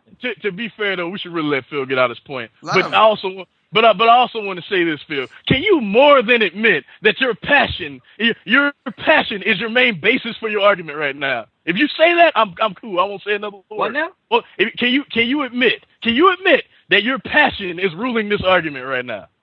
My passion? Yeah, your passion for the Patriots is ruling this argument. Comment, yes, the above Okay, thank you. All right. Yes. Go ahead. I will shut up. Now go ahead. Go ahead. That's all passion because that rubs me the wrong way. Please talk about the game. For God's sakes, don't bring up that comment anymore. Let's bury it. But go. Okay, we bury it. All right. Oh, let me breathe a second. Okay, the game. I'm going to be real. The Dolphins played a great game. I think that just analyzing the game, one, if you didn't watch it, shut up. That includes ESPN. That includes anyone else. And I'm talking about both sides. The Dolphins are a good team, and I never said that they were a great team or anything like that. But I didn't think they were the team that that everybody tells Big Rat a lot. I know Big Rat hears a lot more than me about how the Dolphins suck and all that. Yep. Which obvious he's a Dolphins fan. They're gonna tell him more than they would tell me. But first of all, I just want to talk to those people and say, look, you don't know football, you don't watch pro football because the Dolphins have a great squad. I think that squad has huge potential. I actually liked what I saw from Tannehill outside of a couple throws. I think he can manage the game pretty well actually. I just think they didn't click. I think on offense they didn't click when they needed to. They forced the Patriots on a lot of 3 and outs and just didn't capitalize on it. And I know more than anyone, but a lot of people know as well, if you don't capitalize on the chances that the Patriots give you, you are going to lose. Eventually it's going to get to you, and that's what happened. Eventually the Dolphins I don't know what word I'm trying to look at, but eventually it got to them is what I'm saying. So. But the defense, I have nothing to say bad about that defensive line. That defensive line is pretty good. Anyone that says not is different. They did shut, like Big Rat said, I think he threw it out there. The stat about Ridley. We didn't run a lot, but there's a reason we didn't run a lot because we were going. What was it? -2 point something or 2.9 yards per carry. Or it wasn't negative. It was 2. Throwing it out there. I hate to cut you off real quick, Phil. Throwing it out there. I think the Dolphins have actually the 3rd best defensive line in football. I think it goes obviously Texans solely because of J.J. Watt. J.J. Watt and a bunch of solid guys around him. And then the Niners obviously. And then I think it's them. Yes, trademark. I put the fucking Giants inconsistent defensive line behind the Dolphins. Kiss my ass. Go ahead, Phil. Oh, another trademark mention. He's gonna love that one. Anyways, like I said, I think the Dolphins are a good team. I think that they proved that in the game. how I look, like I said, I was breaking down the game as far as I think that I think that's what happened. I think the Dolphins, especially early in the game, and then there were some miscues, the punt thing and the fumble, Tannehill's fumble, which doesn't help you. On top of the fact that you can't capitalize on 3 and outs for the Patriots. If you get Patriots 3 and out, you need to capitalize on it. I mean, that's just that's not me being biased. That's just truth. I mean, same thing against those powerhouse teams. Packers. I'm just Saints. I mean, I'm just saying like offensive powerhouses. But anyways, when I said this game was going to be closer than I wanted to, and that's because I knew that we were going to have 3 and outs like that. And it was at times I was like, man, if the Dolphins just get a drive going, this is going to go where I don't want it to go. It's going to get tied up or whatnot. And I don't understand. I didn't notice this during the game, whether it was just because I think the Dolphins fans would notice it more, like Big Rat noticed it. Being no Cameron Wake and who else was off of that drive? Jared Odrick, our first pick of the draft 3 years ago. Okay, so I mean, so obviously that's why we had success when we clearly didn't have success throwing the ball early in the game, which we run some with Danny Woodhead, which I did not understand. But anyways, so I just, like I said, I think the game went. I think, and I told Big Rat this before the show, I do honestly think, even as a Patriots huge fan, which is clear that that's what I am. If it's not clear, you are deaf. You were not listening. Yeah, you were not listening. But I do think that the Dolphins. It said more about the Dolphins in that game than it did the Patriots. I think the Patriots played their normal deal. Did they blow out the Dolphins? No, they weren't going to blow out the Dolphins. The Dolphins were a good team, and that's my point about, yes, people do get clouded, aka ESPN and people, mainly the media. They get clouded about the blowouts of under 500 teams, and I understand that as a Patriots fan, but you have to look at also that close games aren't going to be blowouts, and they're not going to be blowouts for a reason. I mean, just like the Patriots shouldn't have. I mean, the Patriots aren't going to put up 40 against a good quality team just because, unless they don't have the other team doesn't have defense either. But I'm saying they're not going to do it again. I don't think they do it against the Texans. I don't think they do it against the Niners. It's just because you don't do it against good teams. I mean, there you go, Phil. That's the Phil I like. That's the feel I like. That other person. Like I said, I think it rubbed me the wrong way. That's where. But like I said, close games are close for a reason, and good teams, play close for a reason. I hate all this, well, the Patriots didn't blow out this team. They didn't play it because they were a good team. You don't blow out good teams.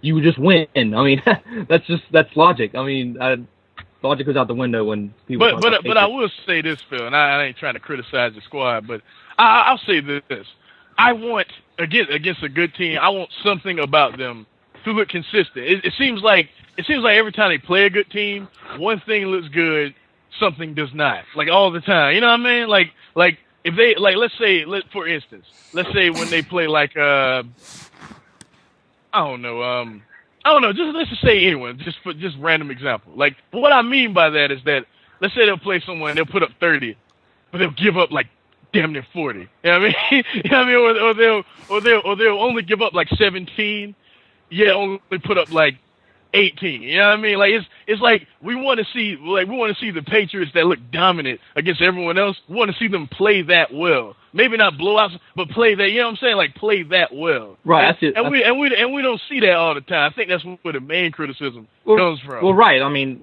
when you see games like they scored 37 against the Bills, but then they gave up 31, and that game came down to the wire. You can't. There is going to be some mistrust when games stuff like that happen. And then the next week they win 59. I want to see both sides of the ball.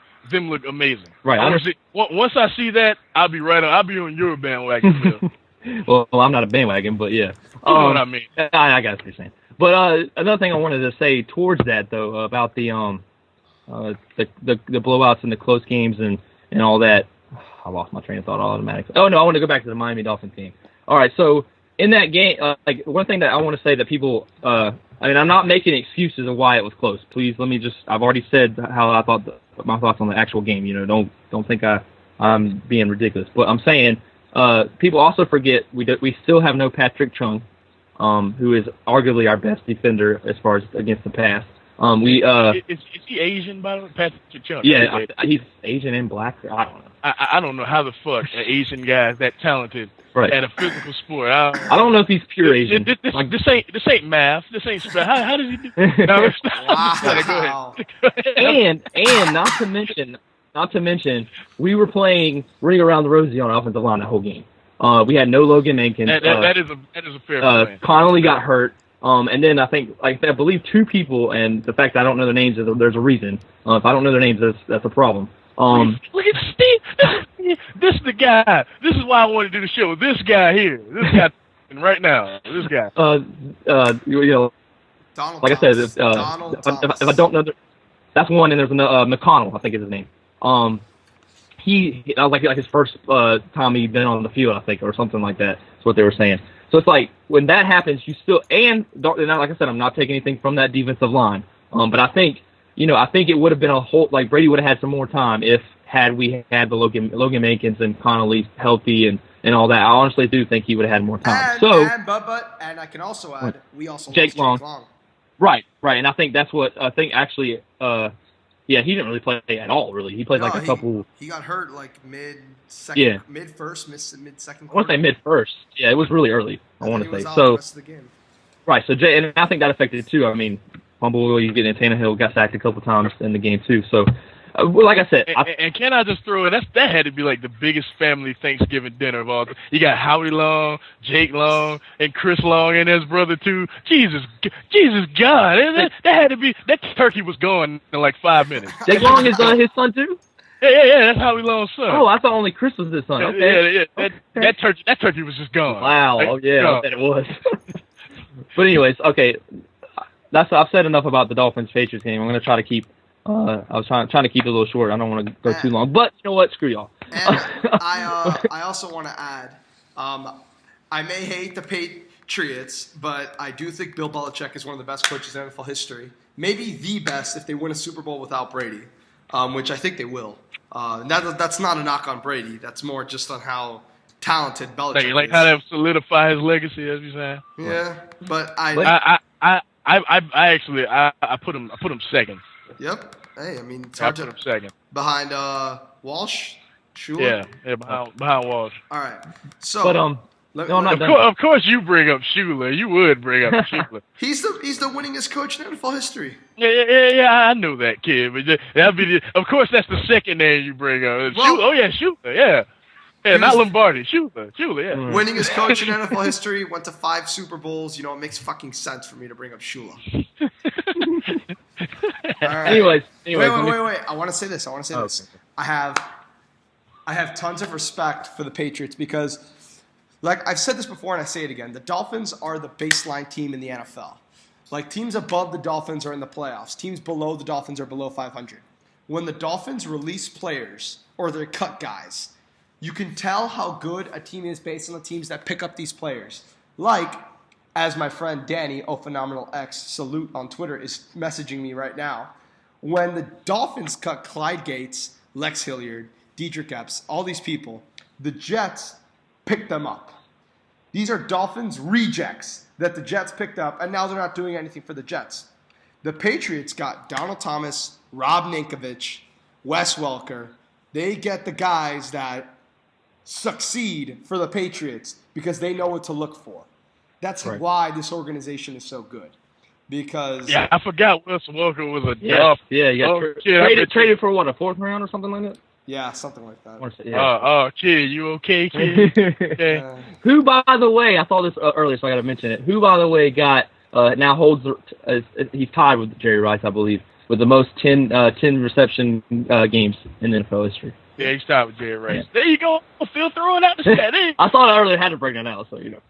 But as far as I see it, the Dolphins are gonna win a ring before Wes does. So No. You sound like Dan Gilbert. That's what you sound like right now. I do think the Dolphins can make the playoffs next year. We'll see next year. But Phil, go ahead. God, we just fucking you up. I know. It's all right. It's fine. But all right, let me go back. Now let me talk about the Patriots.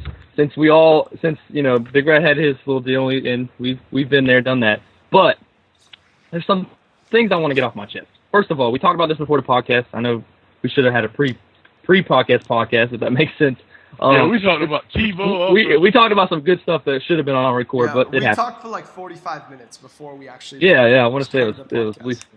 But anyways, one of the things that I said, but then we would have had another 3.5 hour long podcast, or more. So, We're gonna try to keep this one under. But anyways, like what I said before is that the Patriots, a lot of teams, a lot of people out there, and I'm not talking about the media. I know, and I admit the media is totally about the Patriots, and they love Tom Brady and want to have his babies. I understand that, but when it comes to people, and I'm talking to fans, and I'm talking, people I know, NFL fans I know. Word of mouth. Word of mouth, right. Yeah. Is the Patriots, if they do something good, it's not good enough. And if they do something bad, it's horrible. Oh, the Patriots lost to the Cardinals. Oh, they're awful. Oh, but they beat the Broncos. You want me to tell them my theory about that? You want me to do that? Go ahead. My theory is that, and trademark, I'm going to get, I bring this dude up a lot because he says shit that I totally agree with. I want to strangle him. Even more so than Phil. I just want to just grab him and just bite his little neck and just. But yeah, he actually had a point when he said this. He was like, the Patriots are the New York Yankees of the NFL. Now, the only difference I see is that the Patriots fans aren't ungrateful. They aren't a $200 million payroll, and y'all want to kill A-Rod after he got y'all last World Series title, and then y'all got the anyway.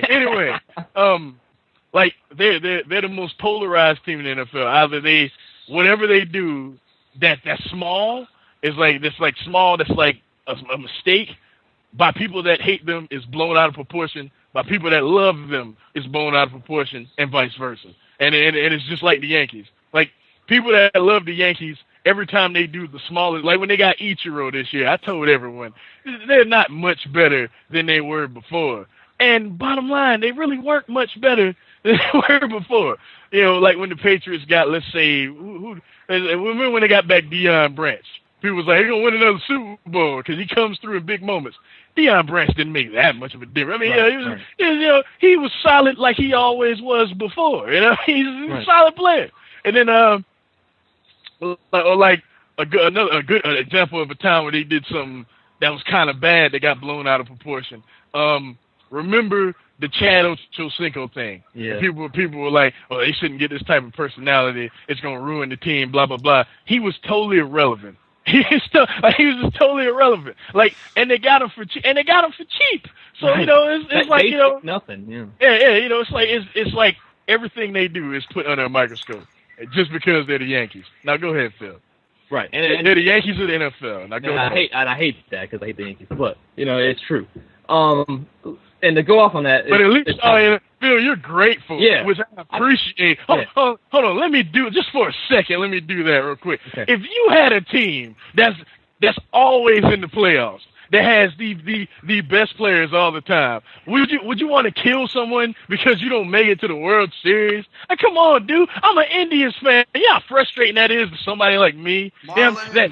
Or Markeem, that's like me saying after the Super Bowl, me wanting Russ Walker off the team. It's fucking ridiculous. That would be ridiculous. Motherfuckers dropped that pass, so now they want to get rid of him.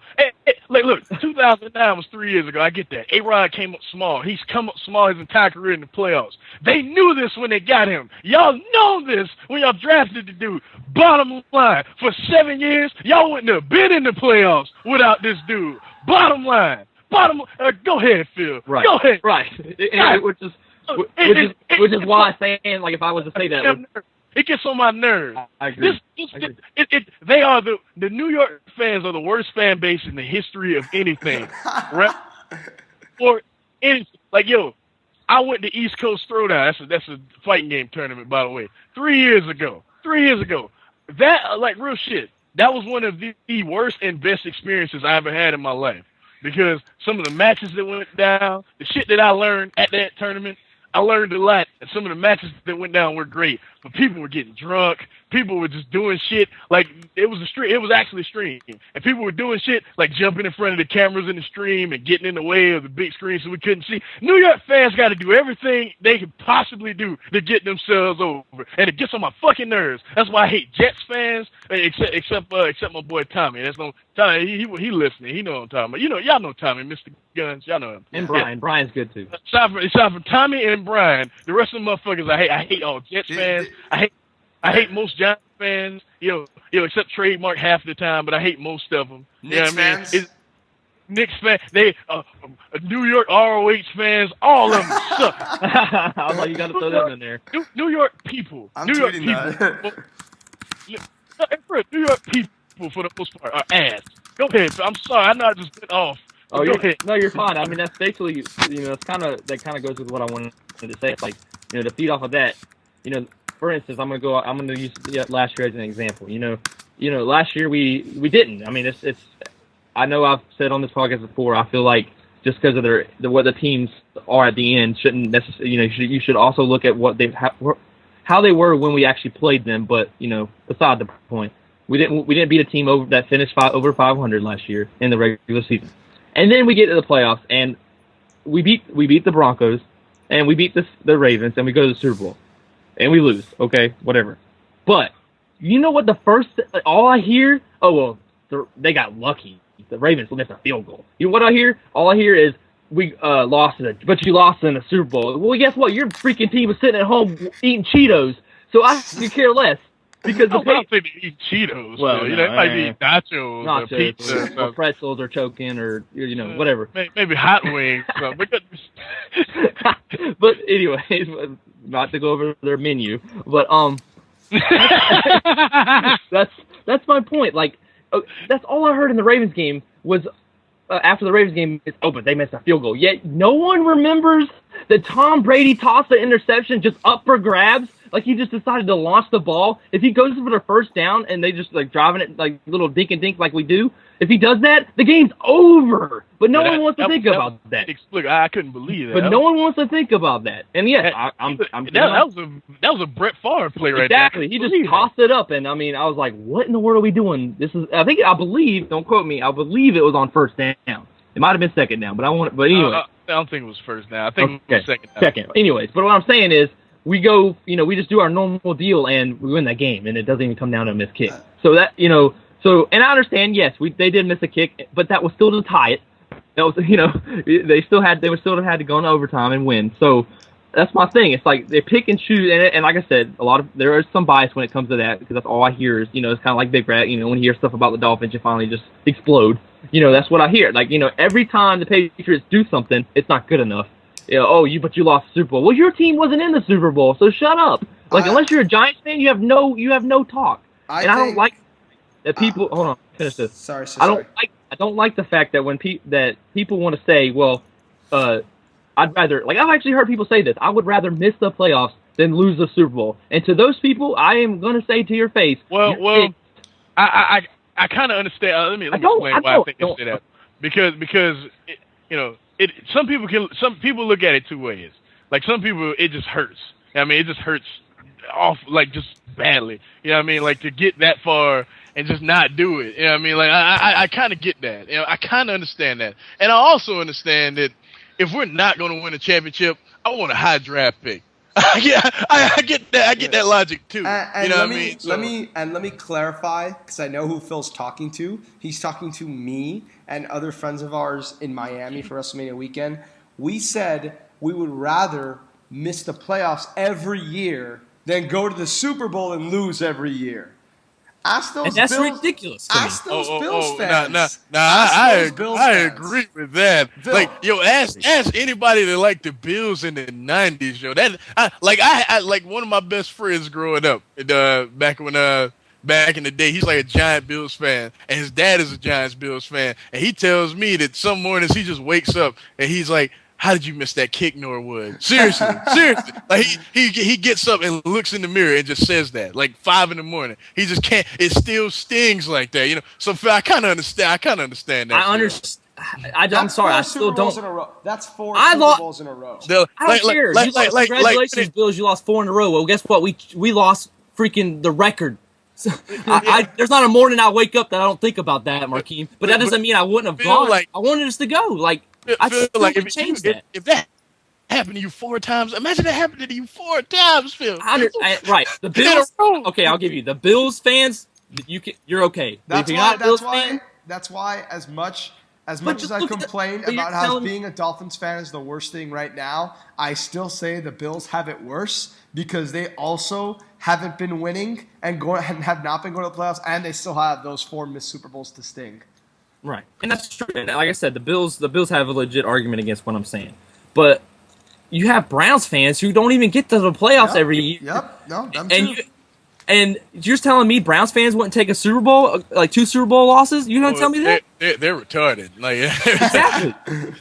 I'll say this. To me, unless you're in a position to compete, like if you go to a Super Bowl and you legit have a chance to win, like real shit. If you're legit, let's put it like this. Let's put it in perspective.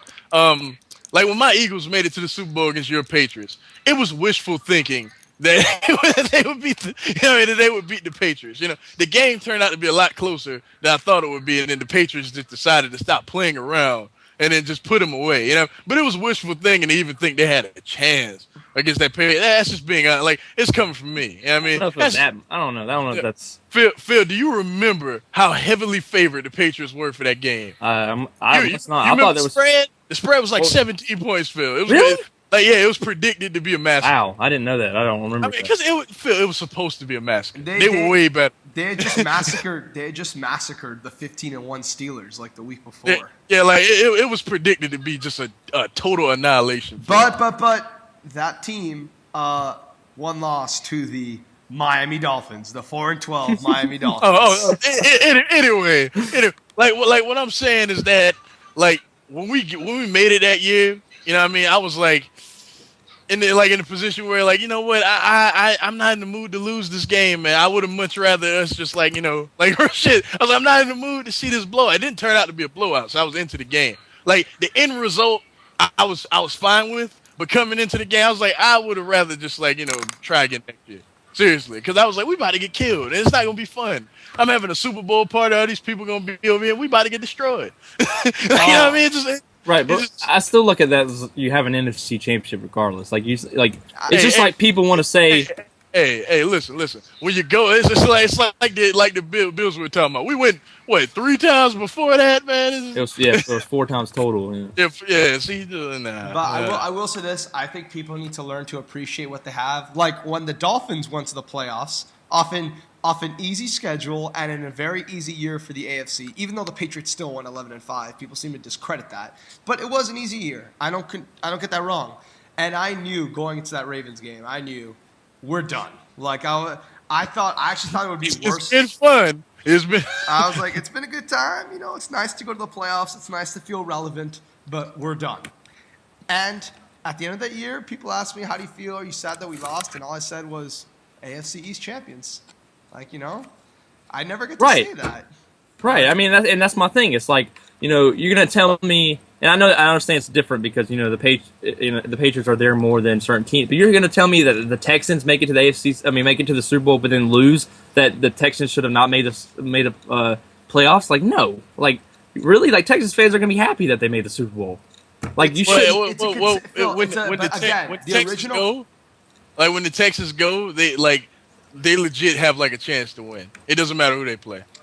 It doesn't matter who they play. Right. If they beat the Broncos, in the AFC Championship game, I don't care. They'll probably be the favorite. That's what I was gonna say. I don't care. In fact, I would say, even though people say the NFC is far superior than the AFC, and it is, whoever walks into the Super Bowl this year from the AFC side should, without question, be the favorites. You think so? Yeah. Even my Pats. You I say think that? The 2 best teams in the NFL right now are the Broncos and the Texans. Anyone disagree? And whoever gets through them. Yeah, I mean, and if you go through, Phil, if your Patriots beat the Broncos or the Texans, if they beat them directly, the Broncos or the Texans, whoever they play in the Super Bowl, I think they should be favored. Or if they beat whoever beat them, they should be favored. Yep, no, that's the way it is, man. Right. And like I said, not to go, you know, I'll stop. We've gone all over the place. Go ahead, Phil. But anyways, what I was trying to say is I think that, to me, I mean, I understand 4 Super Bowl losses in a row, but it's still 4 straight AFC championships. You can say you dominated the AFC. It would hurt, I've not been there, and Bills fans could probably look at me and say, "Shut up." But I'm just saying, they probably want to kill you. Listening. Yeah, they probably want to kill me. But like I said, Bills fans, this does not. I'm not talking to you, but I'm saying I would still rather have, and I lost. I took arguably the Patriots. I'm a Patriots fan, and I witnessed the worst possible way to lose ever, in a Super Bowl. to go 18-0 and come up short when the one game that really is the only game that matters. And so my family was popping champagne. I felt like I won the Super Bowl. Of course. But anyways, like I'm saying, the Dolphins had won the Super Bowl. Even though that game, like I said, I think of that game on a daily basis, and I wish something could have changed. And I wish we could have tapped every line. I bet Don Shula and Bob Greasy were like, hell yeah, hells yeah.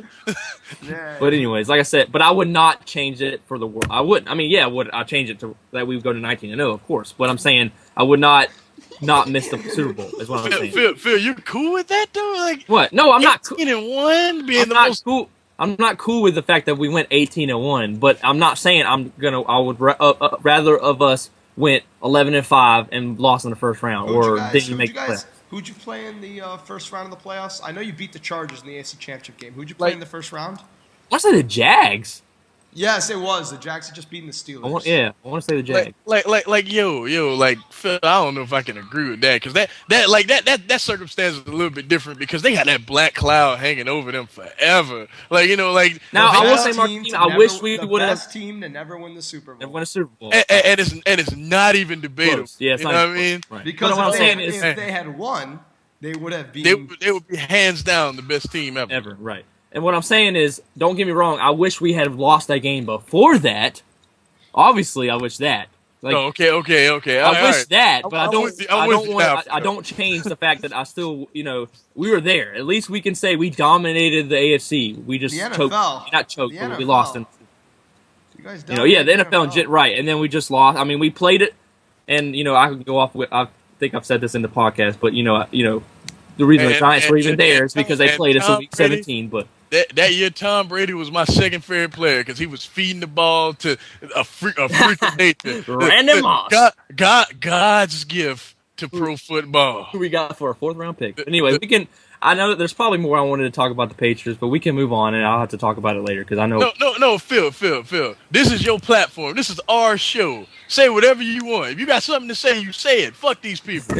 All right. Well, let me see if there's anything else I want to say. Like I said, I wanted to mention the injuries because people seem to forget when it's the Patriots. They only care about the end result of the game, and they don't even care about that. They don't even watch the game. So let's be real. Same thing. Obviously, people that don't like same thing about the Dolphins. But anyways. And I'm sure we'll talk about this more later, but it's this kind of thing, and I said this before the podcast as well. When we play against the Texans on Monday night, it's a lose-lose for us regardless. You know why? That's true. Because if we beat the Texans, we're still not as good as them. If we lose to the Texans, you're clearly not. We were right this whole time. So it's a lose-lose, and I can't stand it. I'm saying it gets on my nerves. All I feel like is this: if you feel that way, I don't care how you feel about anything, but at least have an actual reason to back it up besides the fact, I don't like Tom Brady. You know what I mean? I think the Texans are just a more well-rounded team. I think the Patriots would just be the better team that night. Right. I mean, I don't think they are a better team, but you know what I'm saying? I just don't think. I think the Patriots will get them. Yeah, right. I mean, because I'll explain that later. Yeah, we'll get to that. But I'll just bring that up. It's that sort of scenario. And when we proved it last year, that we like I said, we have to wait to see how this ends because we offense week 17 again. But I'm saying last year, everybody's plea. We didn't beat a team over 500. Blah blah blah. Then we beat a team in the AFC Championship game. We beat the Ravens. Well, actually, we destroyed the Broncos before that. Who. Just beat the Steelers, so I'm just pointing that out too. Even though they're wrong with their fairy dust, fairy dust. We took their fairy dust and we sent it packing. But I still say I'm not trying to discredit you, but I still say because I picked the Steelers to go to the Super Bowl that year. I think if you guys had played the Steelers, it would have been really close because they're another one like the Ravens. Whenever you guys played them. The matchup, yeah. And Tomlin, I mean, no, there's nothing. Tomlin's just an excellent coach, and. I feel like actively he's the best coach in the NFL. Actively, you know what I mean, and I'm not saying he's a better coach than Belichick. Obviously, his legacy and all that. I'm surprised to hear you say that actually. Yeah. But I would say Tomlin in terms of being a motivator and shit like that. Yeah, Tomlin. Yeah. I can. I'm not biased. I mean, Harbaugh's my boy. If I wasn't a Virginia Tech fan, I would have been a Stanford fan because they had the God's gift to pro football. You know what I mean? The other. other guy they sent from above. You They know should that just guy. trade Randy Moss to the Colts, and then just like. Oh my god. Oh my god. Don't say no shit like that. Don't do that. Don't do that. Why they have Reggie Wayne? But oh god. Let's move No. on. In all due respect, though, Phil is looking like a prophet this year because Reggie Wayne is balling out of his mind. He is balling out of his mind, but there's a reason for that. There's a reason. Here comes the excuses. This isn't an excuse. This is an excuse. It is. I think Reggie Wayne. It's a legitimate point. Well, I think I know what the kid's about to say. It's a legitimate point. Reggie Wayne has probably the most attempts of any other receiver in the NFL. That is true. Okay, yeah, that's true. He's thrown to more than him and Brandon Marshall are like miles ahead of everyone else. But not only with Brandon Marshall, at least they also they hand the ball off to Matt Forte. Andrew Luck throws the ball 60 times a game. He probably throws it 25, 30 times to Reggie Wayne. They're just saying it's fact, Phil. He throws more than almost any other quarterback in the NFL. But to be real, Reggie Wayne is balling though. Don't get it twisted. That man is he's still a possession receiver, and I will always say that. That's why I will never look at him as an elite receiver because he's still a possession guy. He is Keyshawn Johnson with actual talent. That's what he is. Seriously, he's that.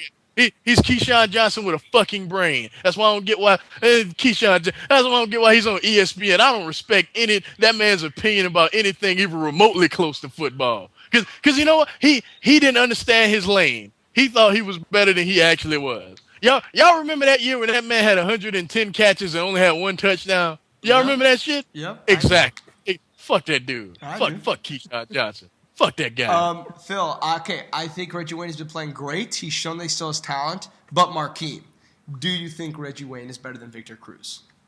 This season, yeah. Do you think overall? Overall, in terms of ability, things he can do and stuff like that? Yeah. No. Right. No. But this season, definitely. All right. But to be fair, Eli has been the most frustrating and inconsistent motherfucker to watch. He gets on my nerves. That's Eli, though. To be fair, it's more than normal. To be fair to Knicks and Cruz, he's getting on my nerves. Seriously. And y'all see that funny tweet I'm going all over the place. Y'all see that funny tweet that just popped in my head the other day when I was watching the SEC title game? Hey, what's one guy that has two sons that he both lives in the shadow of? Archie. Hey, there you go. And who more than the other? Eli Manning. He went to Ole Miss, broke all his records, did his single game records, his career records, everything. Broke them all. Broke every single record this man had. Goes to the NFL, has one more than he's lost, and has 2 Super Bowls. Archie Manning, you suck. I was about to say, did Archie Manning do anything in the NFL? Lose. To be fair, he played for the Aints. That's true. That's true. But damn, son, you got one son that can literally, you can argue, is the greatest quarterback ever, and you got another son that went to the school you went to and just overshadowed anything you ever done ever there. That's funny to me. That is funny. Now throw that out there. Now let's move on to our second topic. I'm sure there was more I could say, but we have officially completely recapped all of last week.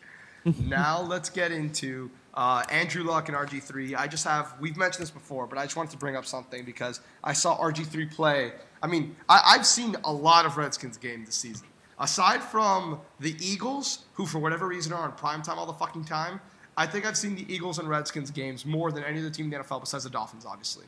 And let me say this. I love RG3. He's one of my favorite players to watch. He's really fun to play. But I think, even though he's a great player, I think he's getting more credit than he deserves. Because he is only throwing the ball 20 times a game. Here's a stat for you guys.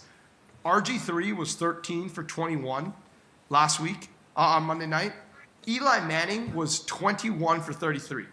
Eli Manning had more completions than RG3 had attempts. They don't let RG3 throw the ball. And yes, I know he fucking runs the ball sometimes. I get that. But they rarely let this dude throw the ball. Andrew Luck throws the ball 60 times a game because they need him to.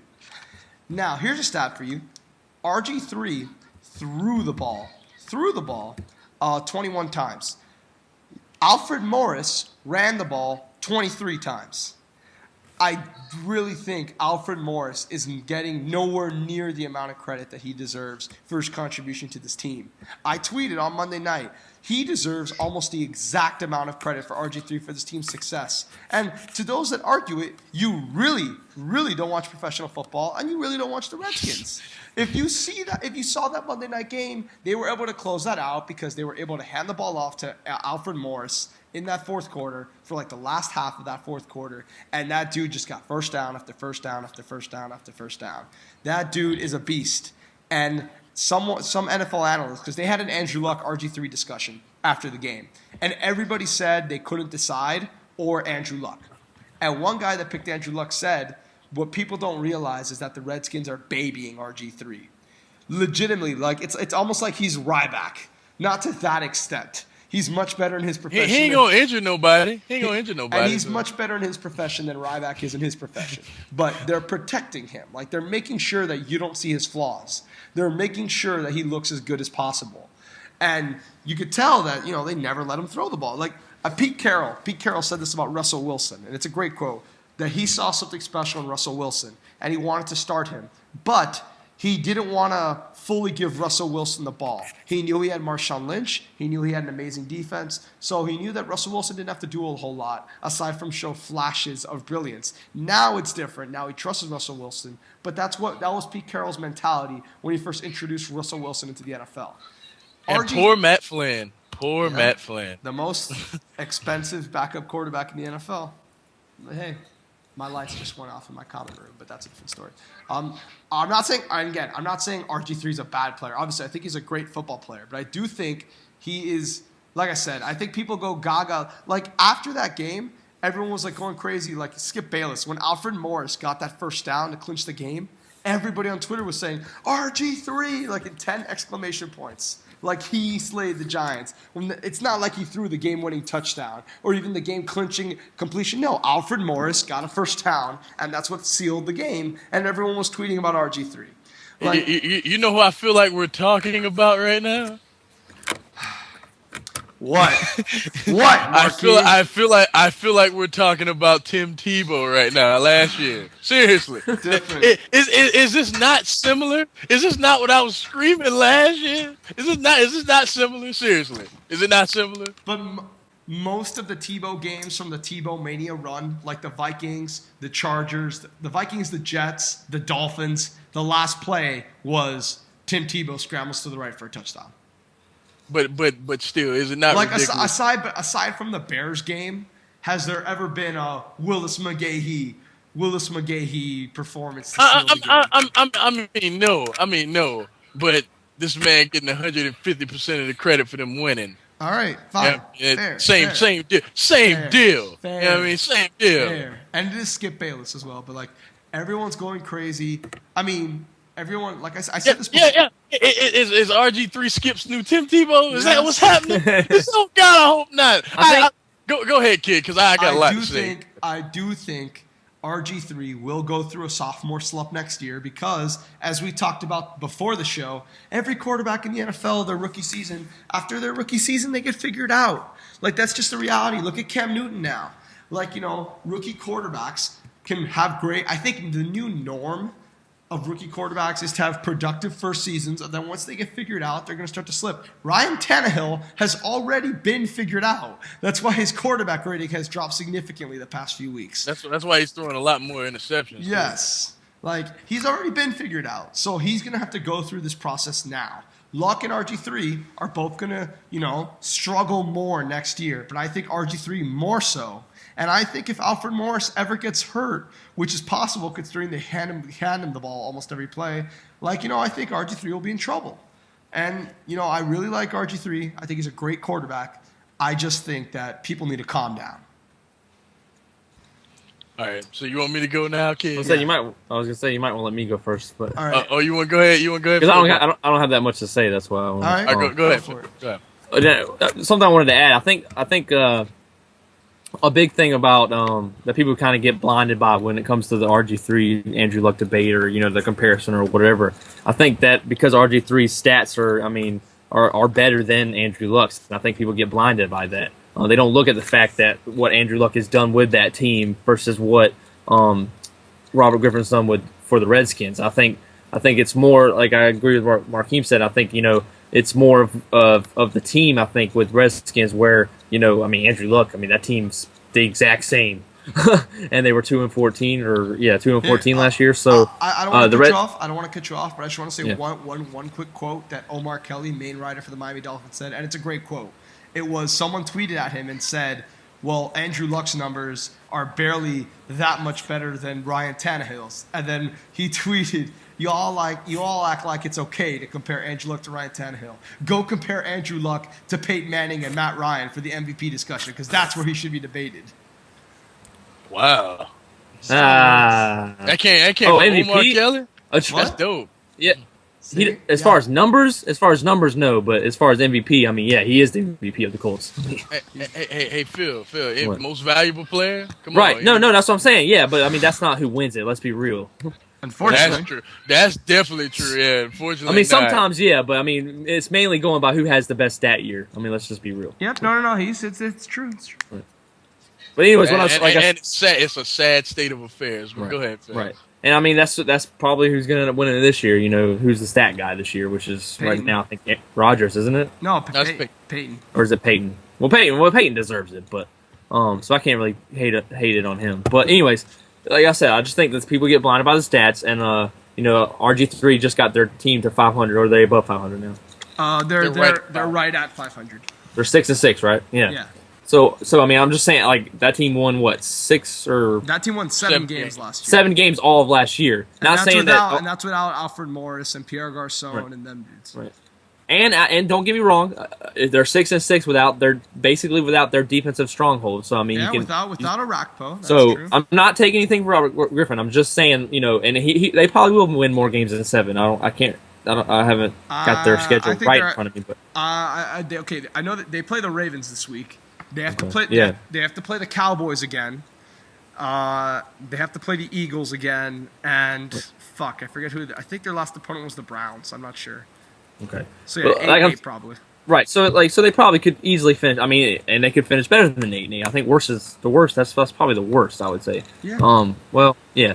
So or worse would probably, of course, lose all of the games. But anyways, I just think that RG3.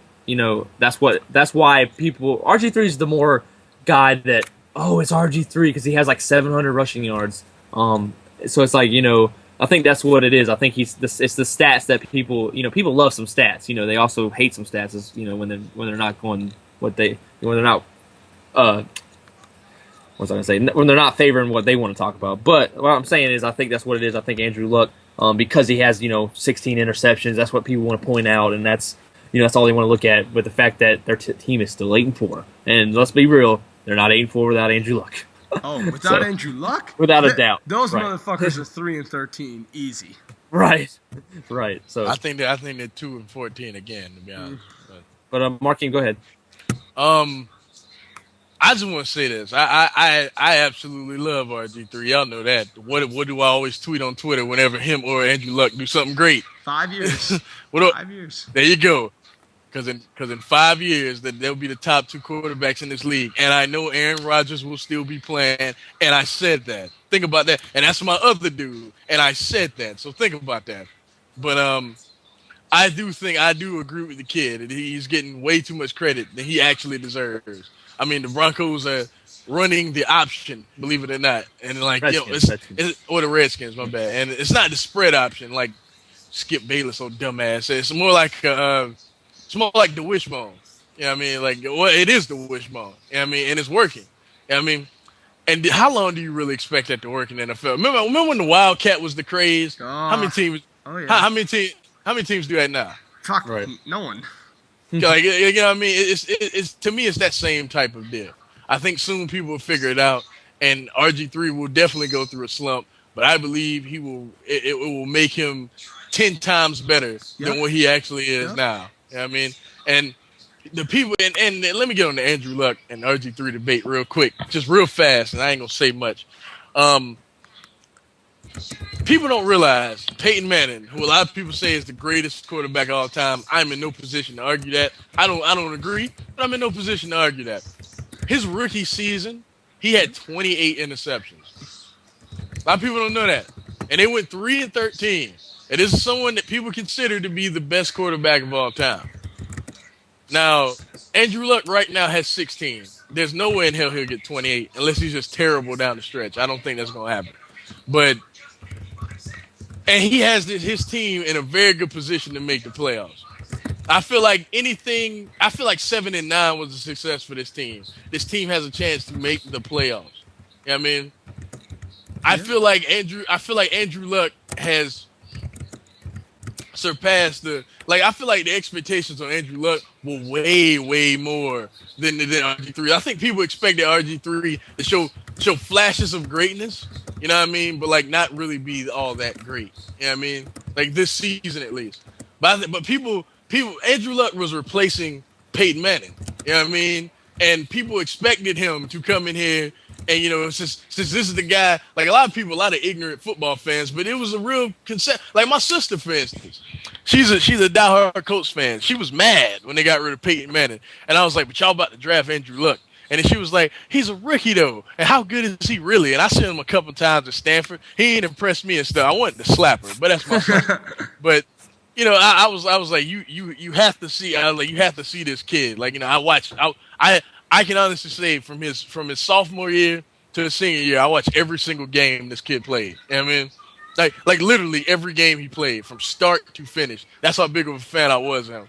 Now I didn't watch RG3 until his senior year. You know what I mean? And I watched every Baylor game. You know what I mean?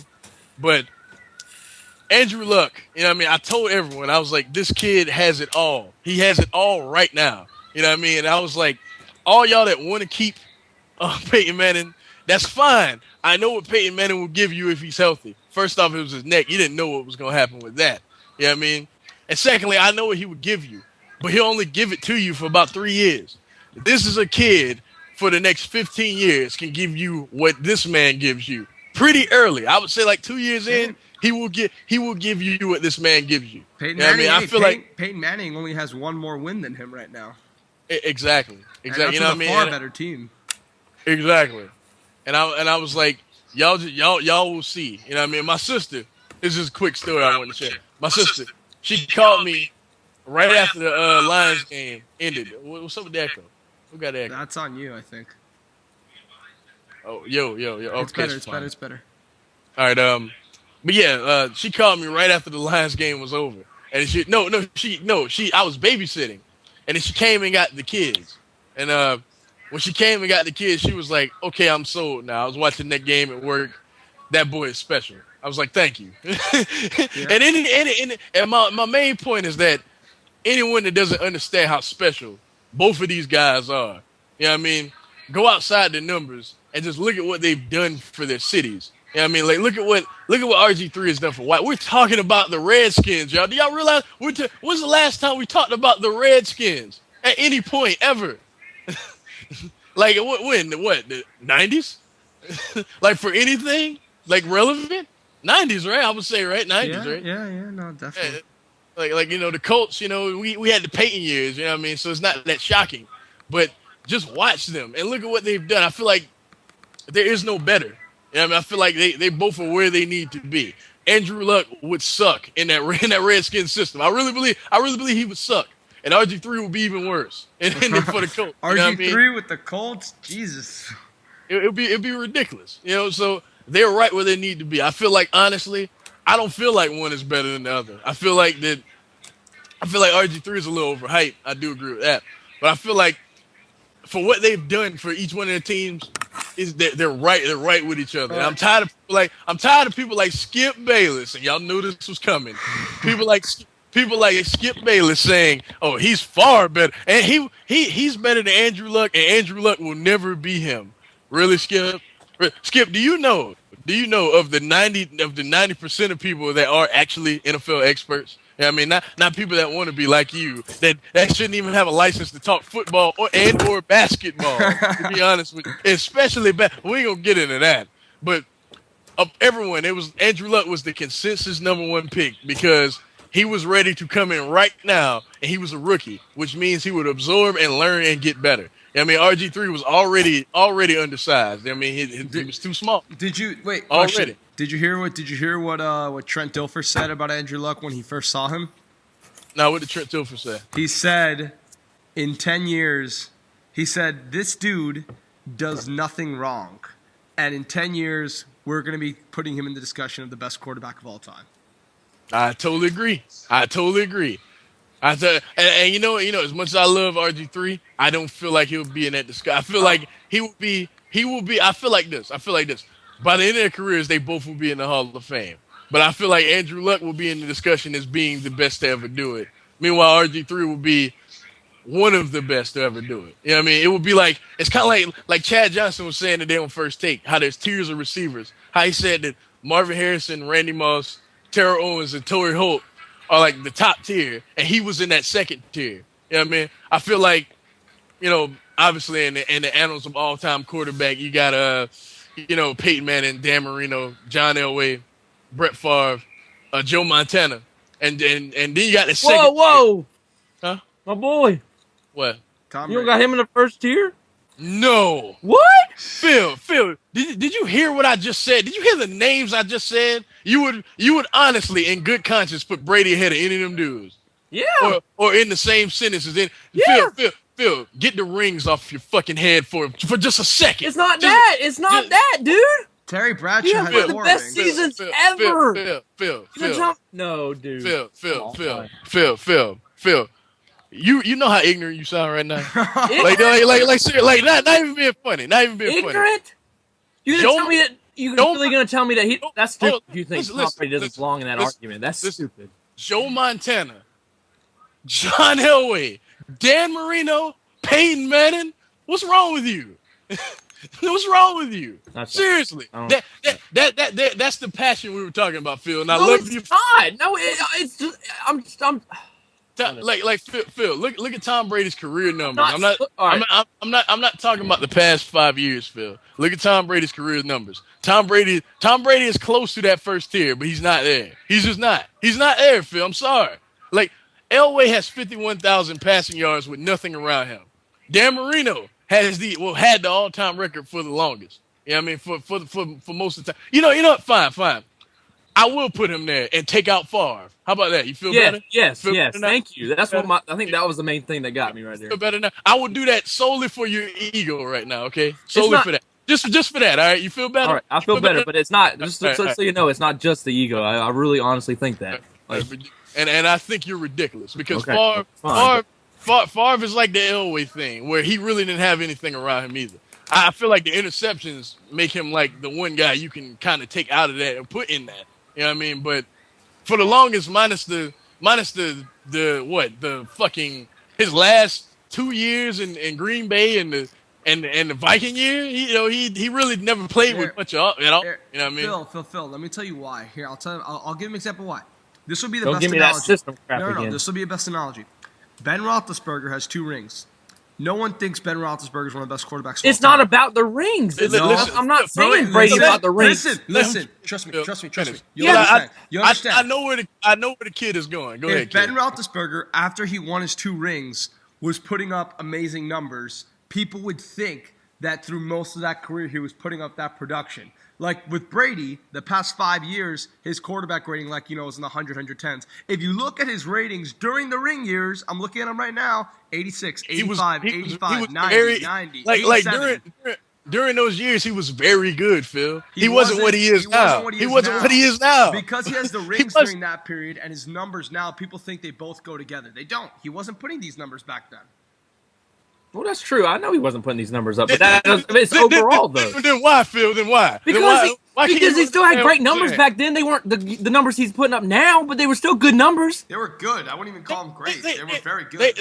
They were, Phil. But my point is that these guys that I'm talking about right now Like these guys, they had other things. Even past the. Let's look past the numbers for a sec. Now we got on the greatest quarterback of all time discussion. That's why I like this show, and that's why y'all hate this show because it's long. But you can kiss my ass. Now listen. Now what I'm saying is this, Phil. Look at each one of these guys' career that I'm talking about. Okay, let's just look. There's a reason why I said Brady is second tier. And that's not just the Brady. Listen to the names I just said. You know what I mean? Let's look at each one of their careers real quick. Let's start with Elway. Okay, let's start with Elway. Drafted #1 overall. You know what I mean? Didn't even know he might have played baseball. You know what I mean? Had a pretty awful rookie year. You know what I mean? Because he had nothing around him. Then he started to figure it out. And for years and years, he played with nothing. Single-handedly got no, even players that played with him will say this, that we were not very talented, and he got us to 2 Super Bowls. You know what I mean? Like they got destroyed. Or 3, yeah. Well, 2. No, it was 2. It was 2 in the 80s. It was 3. You sure? 3 and 8? Okay, well 3 and 8. I'm almost positive. Okay, well there you go. But for most of the 80s, he had absolutely nothing around him, Phil. Absolutely nothing. He didn't. The only reason he ended up even winning a ring is because at the end of his career, they decided, we got to win one for John. Let's put a team together. That's what happened. They picked up Terrell Davis, for fuck's sake. And it was like, let's spend some money and let's get one for John. That's no, because he would have been just like Marino. But the fact is, he kept him relevant alone. Okay, Marino, same story, just don't have no ring. Sorry, kid, it didn't happen. Sorry, kid. Kills me. It didn't happen. Peyton Manning. Like, you know, the reason why I feel like he's better than Tom. I'm sorry, Phil, but he is. The reason why I feel like this is because. No, but see, I'm hold on, Phil. Let me finish. All right, go ahead. Peyton Manning for his entire career, not just a 3 or 4 year stretch. You know what I mean? For his entire career, he's the most efficient quarterback to ever play the game. Period. You look at his numbers. Period. It was Steve Young, but now it's him. I agree. You know what I mean? Now that's why he's in that top tier. Like the reason why I say Favre is interchangeable, I feel like your boy Brady would be right there. You know what I mean? But the reason why I put Favre in there too is because his story is very similar to Elway and Marino's. You know what I mean? Like he didn't have a Bill Belichick, Phil. I'm sorry, I know that's a knock on your boy. It's not fair, but it is. It's just a knock. It just is, Phil. It's a knock on your boy. I'm sorry. It just is. It is, Phil. But let me say this too, though. You say. And there's 2. Let me finish the 2 things before you jump, because I know you're gonna jump as soon as I say this first thing. But you say that Elway and Dan Marino did all this with no help, right? You do realize that Brady went to 3 Super Bowls with no help on offense, right? Belichick is more than enough help that he needed. Now, granted, they had great defenses back then. That's what the second part I was gonna say. I'm saying they had nothing. Like they had nothing. Like Dan. Giving up like over 20 points a game. He literally had to just outscore people. That's the only way they can win. So that's basically what. Like Brady. That's what I'm saying. Like, right. But since then, when has Brady won a Super Bowl? Since that team has been set up like that, when does that happen? Don't remind me. You know what I mean? Like I'm not trying to play your boy, Phil. No, right. These are legit arguments. You know right, what I mean? Right. That's what I'm saying. But I think there are arguments for. That's what I'm saying. Like why can't he be in the mix? Is what I'm saying. Like I understand. I'm not saying. I just said your boy Brady would be right there. But I feel like everyone is clearly better than him. All those people I said is clear, except maybe Favre because of the picks. You know what I mean? But his story is similar to, you know, that's the only reason I put him right there. But Favre just threw way too much. Favre was my boy, then that's when I got to stop you. Oh, no, but do you understand what I'm saying? No, I do. No, the other ones. No, that's why I said. I think it's just the fact that Favre is very like Favre's story is very similar to Elway's and Marino's though. Phil, it just is. Favre had more people than they did. Favre had a better defense in the '90s. That's why he was able to do that. But not for a lot of his career. Like on offense, like I couldn't name one player for like Dorsey Levens. That's about all I could get. Sterling Sharp for a couple seasons. That's about all I could get. Man. You know who Donald Driver is because of Brett Favre. Yeah, exactly. Like Donald Driver was considered like, you know, whatever. Brett Favre kind of made him like, and you know, and let's get this straight right now. I can't stand Brett Favre. Let's get that straight right now. I feel like what he did at the end of his career is the most selfish shit that any athlete has ever done. Thank you. And anyone else, and like LeBron James is the worst person in the world for leaving a team. Brett Favre gets championed for holding a franchise hostage. It's ridiculous. It's ridiculous. I don't get it. Like, he didn't. Am I retiring? Am I staying? Am I retiring? And I'm staying. They had a stud in Aaron Rodgers. They didn't know what to do with him because they didn't know if Brett Favre was coming back or not. It's ridiculous. You know what I mean? He does this, but it's just Favre being Favre. He's out there having a good time. LeBron James says, I had a lot of fun in Cleveland. I did a lot of things in Cleveland, but I'm going to Miami. Oh, boo. Oh, y'all heels now. On national television. Hey, look. No, fuck this. No. If Kobe Bryant, if there was a chance that Kobe Bryant was leaving the LA Lakers and he had a choice, and he actually did this when his contract was up, no one said nothing to Kobe. It's ridiculous. It's ridiculous. That is the most, and I know we just got off base, but that is the most unfairly scrutinized person. I always scrutinized that dude on the field on the court. When he was in Cleveland, he made dumb decisions with the ball. That was my criticism of him, which was legit. Now motherfuckers are just digging shit to say about like when I watched First Take this morning, and seriously, when I watched First Take this morning. And Stephen A. Smith was like, you just completely gloss over the fact that he had a triple-double last night. You know what Skip Bayless really said out his mouth? You know what came out his mouth? I don't care about that. Really? So a triple-double now means nothing. Like, it means that. So now that just means nothing. When Ray John Rondo does it, he's a baller, man. That kid, he just goes out there and play. When LeBron James does, he needs to close the game. What the fuck? Seriously? Well, granted, Markeem. Seriously? When I say that, I still think I'm not done. I was comparing that to Brett Favre. Brett Favre, on the other hand, you know what I mean? He not only does he hold the Packers hostage, he holds the Jets hostage, right, and he holds the Vikings hostage. Hey. Yo, people don't even remember that. People don't even remember the Vikings part. They didn't know if he was coming back or not. You know what I mean? They didn't know what to do. That's why they ended up with Christian Ponder. That's bullshit. Seriously. That's why it happened, because they didn't know what Brett Favre was going to do. You know what I mean? But this man gets championed like he was this model citizen his whole career. Fuck that. And I'm done. I know this was Andrew Luck and RG3. I'm done. I don't want to get too off base. But that's fuck that dude. You know what, Phil? Nah, I put Brady ahead of Favre. I just got myself upset. Seriously. Like, I want y'all to really think about that. No, I agree. I totally agree. I hate Brett Favre.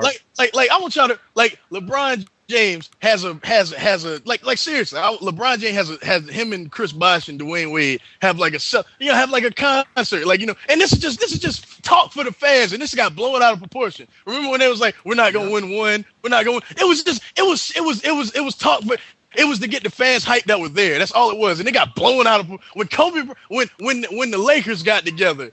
And they had Karl Malone and Shaquille O'Neal and Gary Payton and Kobe Bryant all on the team. Do y'all remember what Kobe Bryant said? Oh, we're going 82-0. Y'all remember that book? And Markeem, you remember that? Myself, because I'm one of the ones that hate that. I was one that couldn't stand Kobe Bryant. I'm not done, Phil. This is my platform to finally do this. Right. I'm going to do this. Nobody said a word. Nobody said a thing. You know what I mean? And you got the New York Knicks fans. They was mad because we didn't get Bosh or LeBron. You know why? Because y'all motherfuckers don't play defense. You know what I mean? And motherfuckers, it's like they just. I know this just got totally off. I'm talking basketball now, but I'm telling you, it's the concept. It's the concept that people have.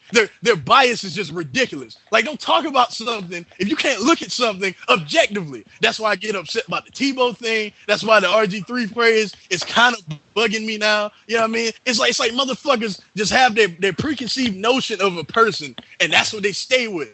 It doesn't matter what happens. It doesn't matter what the person does. That's what they stay with. That's what Joe Montana is the best quarterback of all time, and nobody ever touch him. Says who? I feel like Elway is better. Says who? Why? Because he was the quarterback when you grew up in the 80s? Is that why? Is that because he was winning Super Bowls when you grew up? Is that why he's considered the best quarterback of all time? The game was different than I get, yes. You know what? Fuck it. Actually, Brady or Favre ain't in that first tier. You know who's in that first tier? You know, the name just popped in my head. Johnny Unitas. I forgot all about Unitas. Johnny Unitas. You know this dude has 40,000 yards in a rushing era.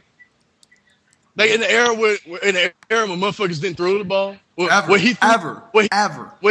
Exactly. Where he threw the ball less than RG3 does now. This man had 40,000 yards, 2 Super Bowl rings. It's like T Sizzle said. He said, I didn't even think about United. Yeah. So that debate was irrelevant because neither one of them better than United. I forgot about that. Yeah. So yeah.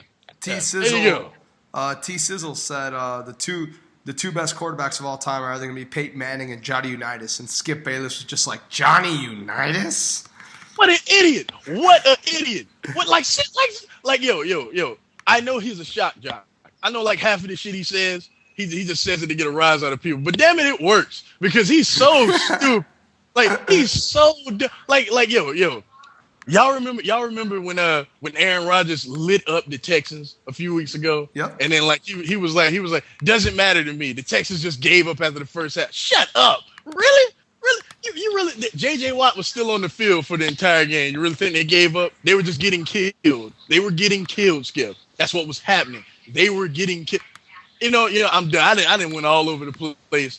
It just like when I hear shit, it just gets me upset. I'm sorry.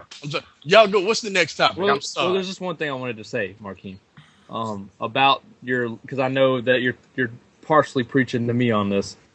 I mean, no, it's not just you. It's I know what you're talking about. You know who it's mainly to? It's mainly to them fans in Cleveland that just won't let shit go. Seriously, let it go. Let it go. Right, I know. Right, but my thing is, I think you can have a legit, and this is why I just don't like that. And I never liked Kobe when he did it, and I still don't like Kobe. I've just never liked him. So it's like, because people want to say that LeBron's the only one that I do this with, but it's not the case. I just didn't like what he did. I don't care why he did it. I don't care. Time out, Phil. And I get that. Right. Okay.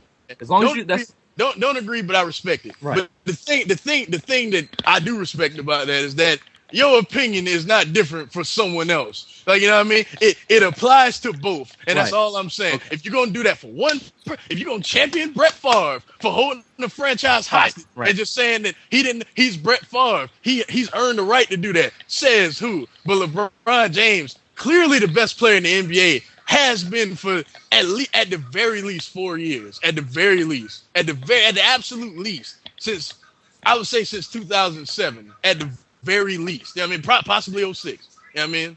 And absolutely, you telling me he hasn't earned the right to just leave? Fuck you. It's not like he walked out the door and told Dan Gilbert to suck his dick. He had a choice. He had a choice either to be the highest paid player in NBA history or to go to a team where he has a chance to win a championship.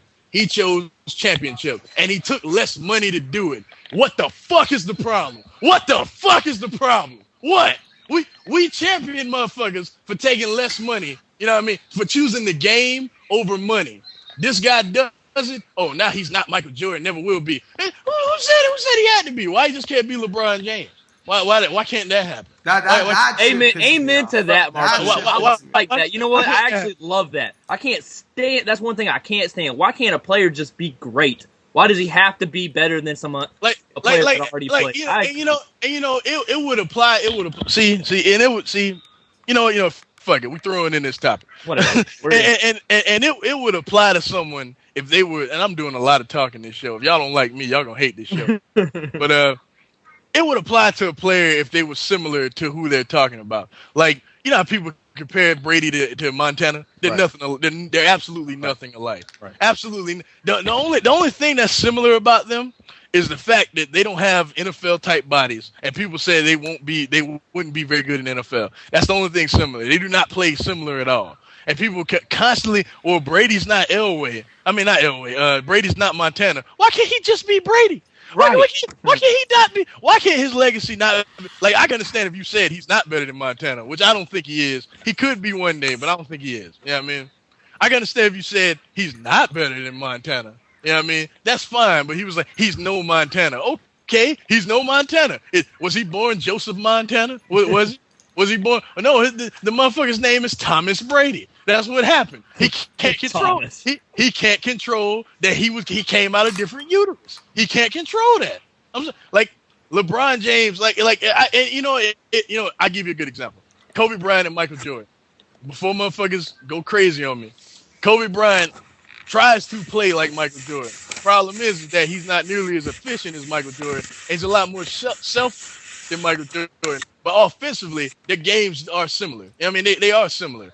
Kobe Bryant is not Michael Jordan. And I can say that because he tries to be Michael Jordan. That's my point. LeBron James is more Magic Johnson than anyone else.